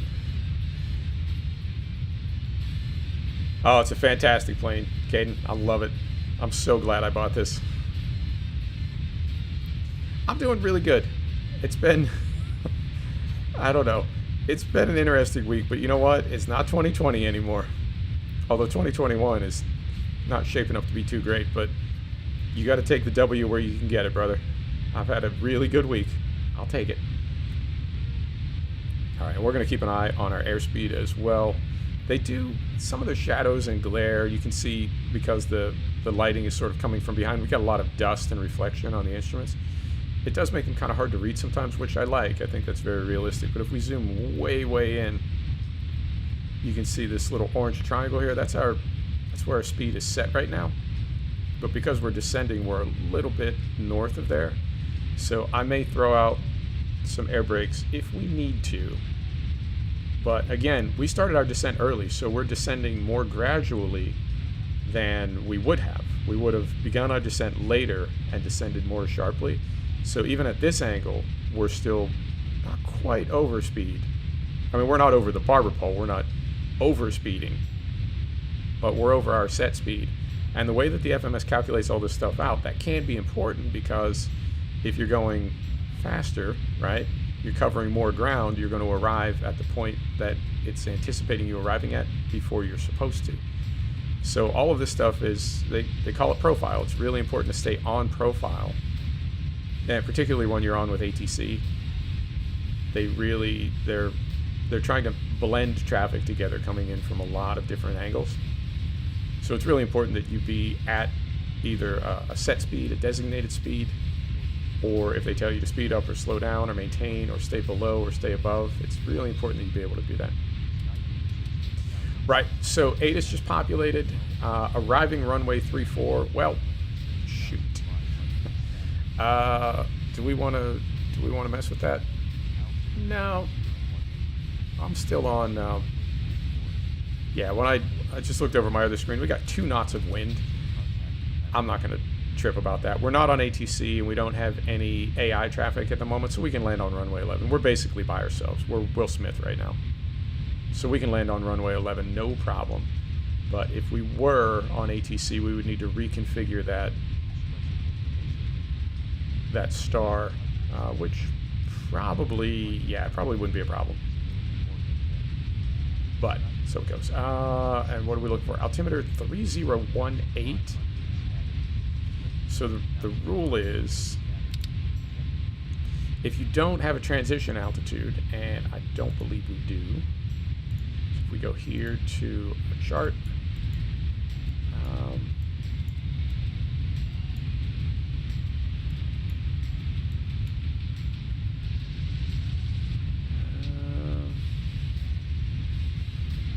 yeah, here you go. Number 5, for noise abatement reasons, the approach shall be conducted in clean configuration as long as possible. So they want you to keep all surfaces in, keep slats and flaps in as long as possible. Because once you begin putting the laundry out, you need to apply power. And they want you to essentially descend at idle throttle as long as possible. And they're right up here. Trans level by ATC. What I do, different carriers have different policies. Different airlines have different policies, but a good rule of thumb is when ATC gives you the QNH, that's when you set it. So we were at 3018. So we'll come in here and spin this up to 3018. Beautiful. We're at 15,000 feet, so we can go ahead and flip the ignition over to both. Altimeter is set. Landing lights we're going to turn on at 10,000 feet. Seatbelt signs on. It's good. Let's bring it gets really busy in this aircraft as we get low. As we get low, it gets really busy in this aircraft. We're still well below zero, and we're definitely flying through clouds. So I'm going to, we're still 30 miles from the airport, and we do have some turns to make here. I'm going to leave the wing ice and the engine ice on for now. I just need to remember to turn those off, and to turn off the pneumatic crossfeed as we get lower. And we may come down out of these clouds, because 3018 it's a decent barometer. We may just drop down out of this. I'd love it if we did. Starting to see a little bit of Austria there. Beautiful. Let's zoom in on this. And we've got a speed reduction coming up right about now. 1 mile, we're going to drop down to 248. Yep, so we'll see this. Our little orange marker there is 270, and it just dropped down to 240. So now we definitely want to extend those, start slowing down a little bit. Landing lights on. Ignition switch, we already have on. Hydraulic transfer pump, hydraulic auxiliary pump. Those are on. All right, and this gets a little bit tricky. This is what I was saying earlier about RNAV.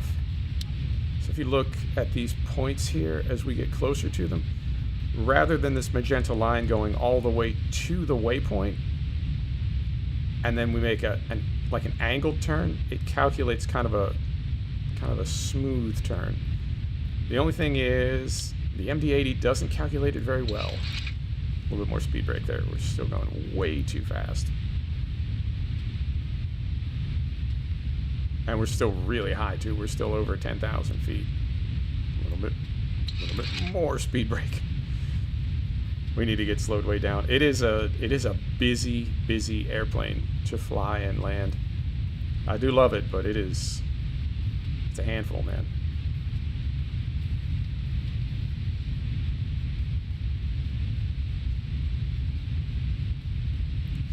So we're gonna be a little. We're just barely under 250 as we cross through 10,000. But we're getting slowed down.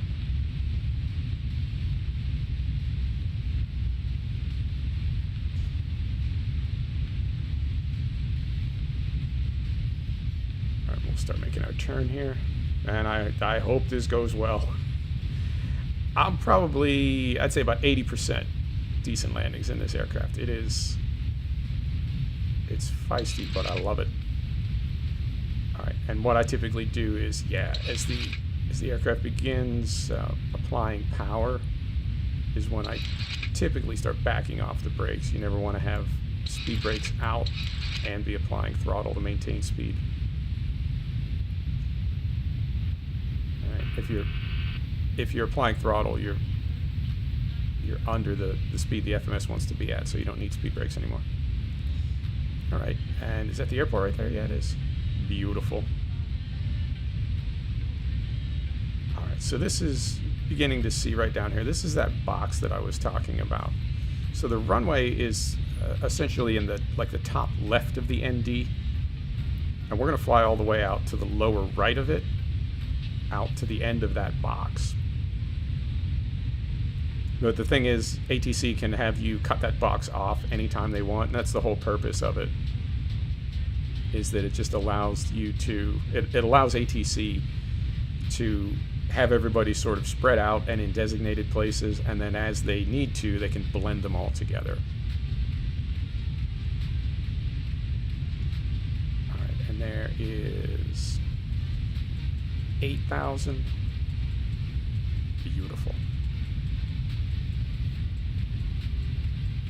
Yep, so when this, I'll wait till we get a little further into it, but you can sort of see it. In fact, if I turn the data off, you can see it. So even though these waypoints here represent a square box, RNAV has rounded those turns off. And in a modern aircraft like the 737NG, it does it so well that it's, I don't want to say it flies itself, but it does it really, really well. RNAV works really well in the 737NG, both in real life and in something like the Zebo mod. The developer and the mod maker put it together in a way that it just does what it's supposed to do. This aircraft in real life struggles with RNAV, and I think the developers either they coded it in deliberately, or they just aren't able to make it work.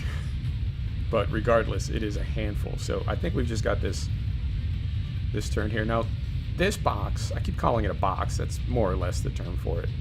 This box is, we'll say it's 6 waypoints. There are other approaches to Vienna that are like 10 on one side and then 10 back down the other.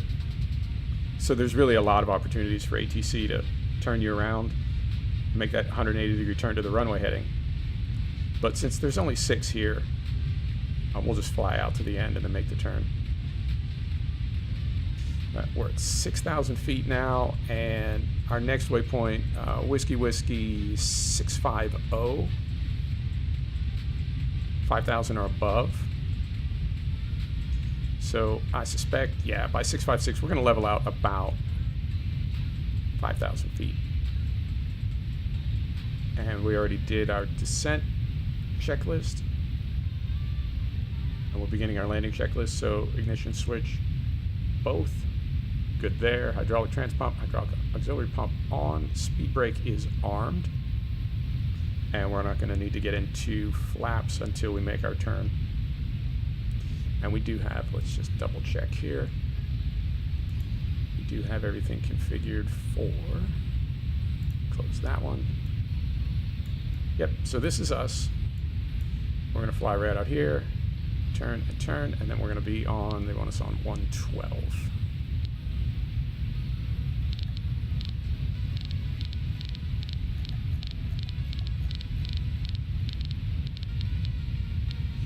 And confirm 110.3, 110.3, 110.3. So we've got ILS frequency dialed, we've got runway dialed, altimeter is good, beautiful. And we are, yep, leveling off at 5,000 feet.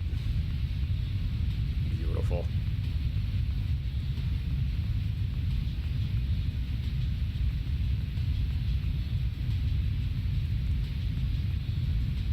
And what we'll do is, we're 20 miles from the airport, so what we'll do is as soon as we make this turn, I will put us on V speed. and manual speed, manual IAS. So we'll take us down from 240 down to like, I don't know, 220 as we fly the approach. And we'll grab Vorlock, then we'll grab ILS. And we'll land this thing. Beautiful.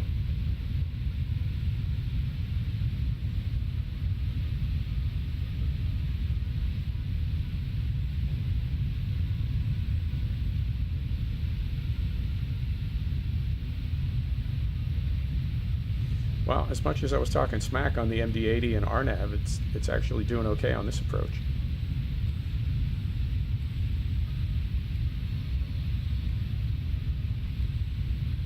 And it looks like we got some little foothills between here and the airport.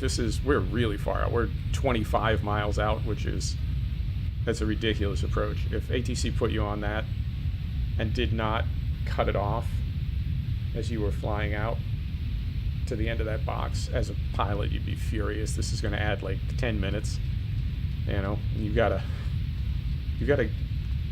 get on the ground, man. You gotta get the passengers where they need to be, and it's also burning fuel.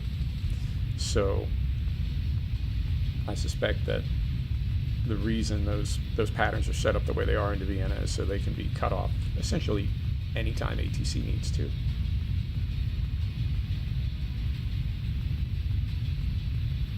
Yep, out there in the distance beyond those foothills. Beautiful. All right, so this is going to put us on 112, 111.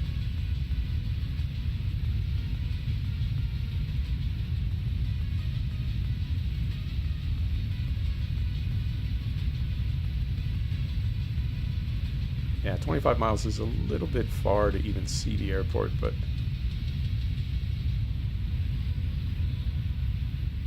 that's it right there, is it? That looks like it's off to our right. Or are we gonna... Nope, that's it. All right.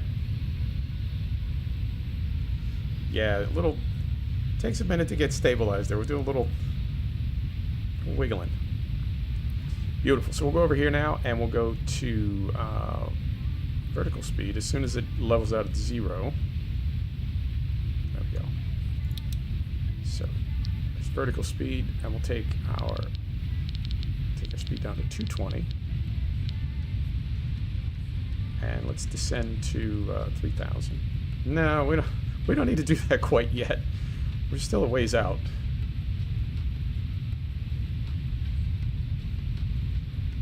Wait till we're about 15 miles before we grab Vorlock. I've had it give like a... I mean, because you can arm it, but if you're far enough out, I feel like it can miss it sometimes. You just armed it too far from the signal. So we'll wait till we're about 14, 15 miles. But we can descend a little bit.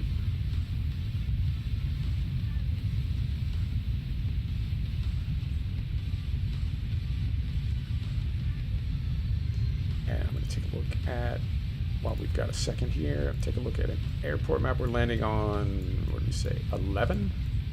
11? Landing on runway 11. So if we take the A6 high speed, and they typically park me right in here, like A42.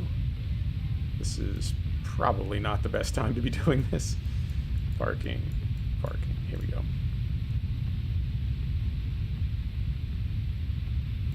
Yep, they typically park me, I'm sorry, E42. So if we go A6 and then exit 7, angle into 3.5, and then right around here we'll park on E42. Beautiful. But we don't need that at the moment. Get rid of that. All right, there's 13 miles, and we're at a little high, so let's get down a little bit more. We're going to grab Vorlock. Take our speed down to 200 knots. Start throwing some flaps out.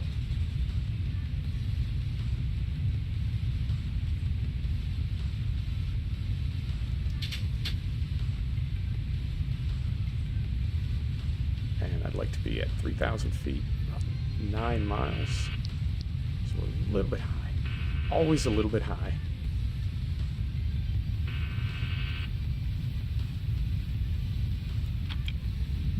Gear down.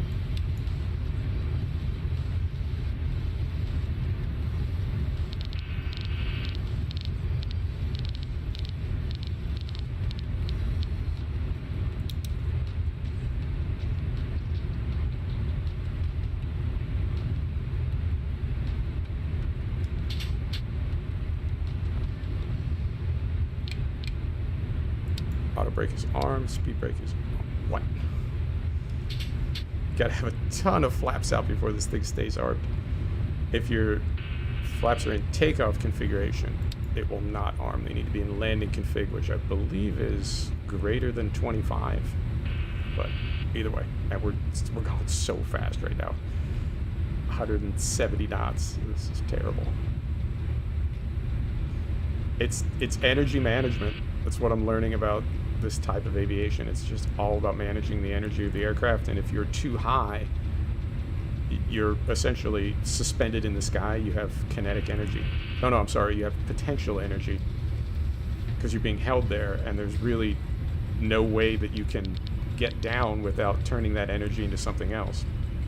You turn it into speed. Right now you're going too fast, so if you're off profile, if you're too high, there's really nothing you can do. You just have to go around. And that is it's frowned on in the business. It's frowned on in sim world too, because it means you screwed up somehow. All right, so we're at 6 miles, a little bit better. We're right at 140 knots. We want to be at 128 when we put the wheels down, which, just to confirm, the gear is down. Right, auto brake, all good there. Yep. All right. And I'll come off autopilot, auto throttle, probably about 3 miles out, and I'll hand fly the landing. Pappies are 2 white, 2 red, so we're good there. I mean, the software is still flying the aircraft, so we would expect that.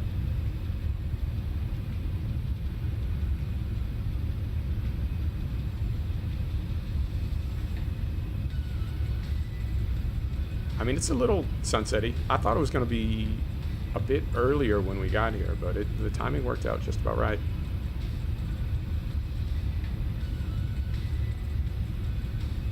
All right, there's 3.5 miles.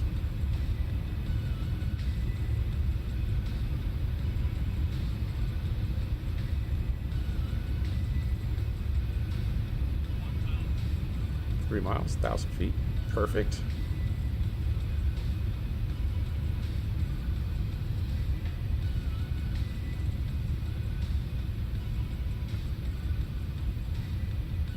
All right, there's 2.5 miles. Autopilot. Approaching 1-1.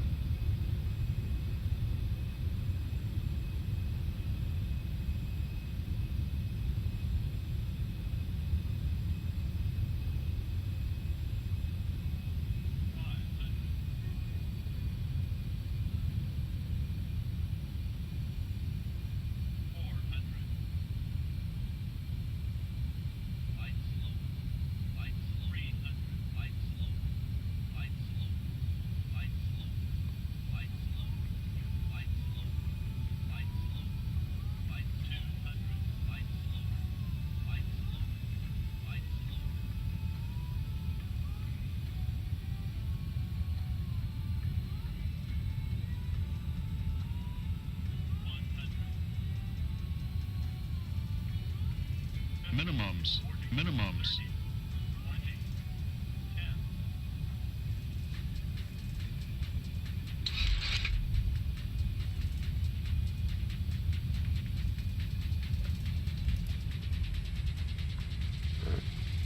Reversers. Oh, quite a bit of float there. I didn't know the nose was still up. I thought the nose was down. People on the left side of the aircraft were not enjoying that. All right. Those in. Those in. Those in. And let's take this next taxiway. Tower is not happy with us right now. We're essentially stopped on the runway. We really stopped quickly. And we wanted to roll to, yep, right here. Is this, yeah, this is alpha 6 right here. Alpha 6, going too fast, as always. So vacate the runway, first thing. I've got a little bit of housekeeping to do here.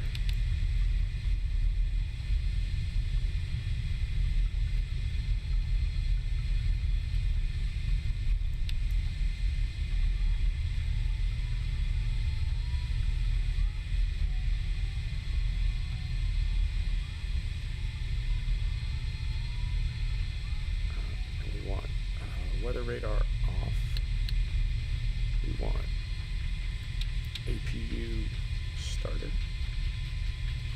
We want the TCAS off.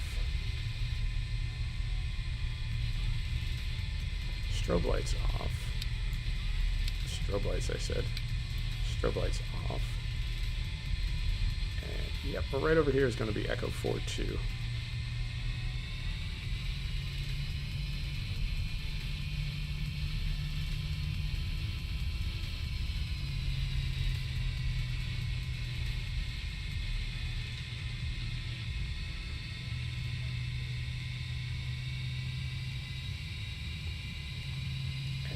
Get rid of this now.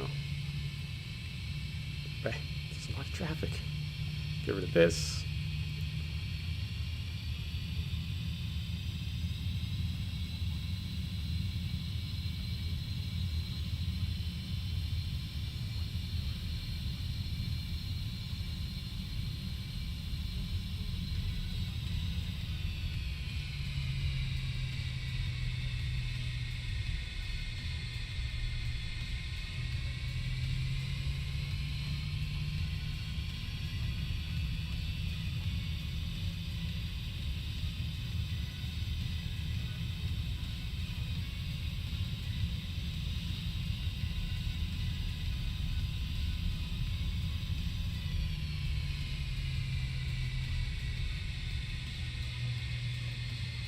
There you are.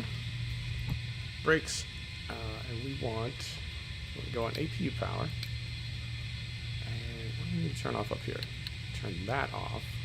Down here. Flight director off. Radar is off. TCAS is off. Those will make a racket if they're left on. Flaps. Bring those in. We need to go over here. Turn that down. ACL off. Right. Weather radar back on APU. We're on APU power, right? So we can cut fuel now.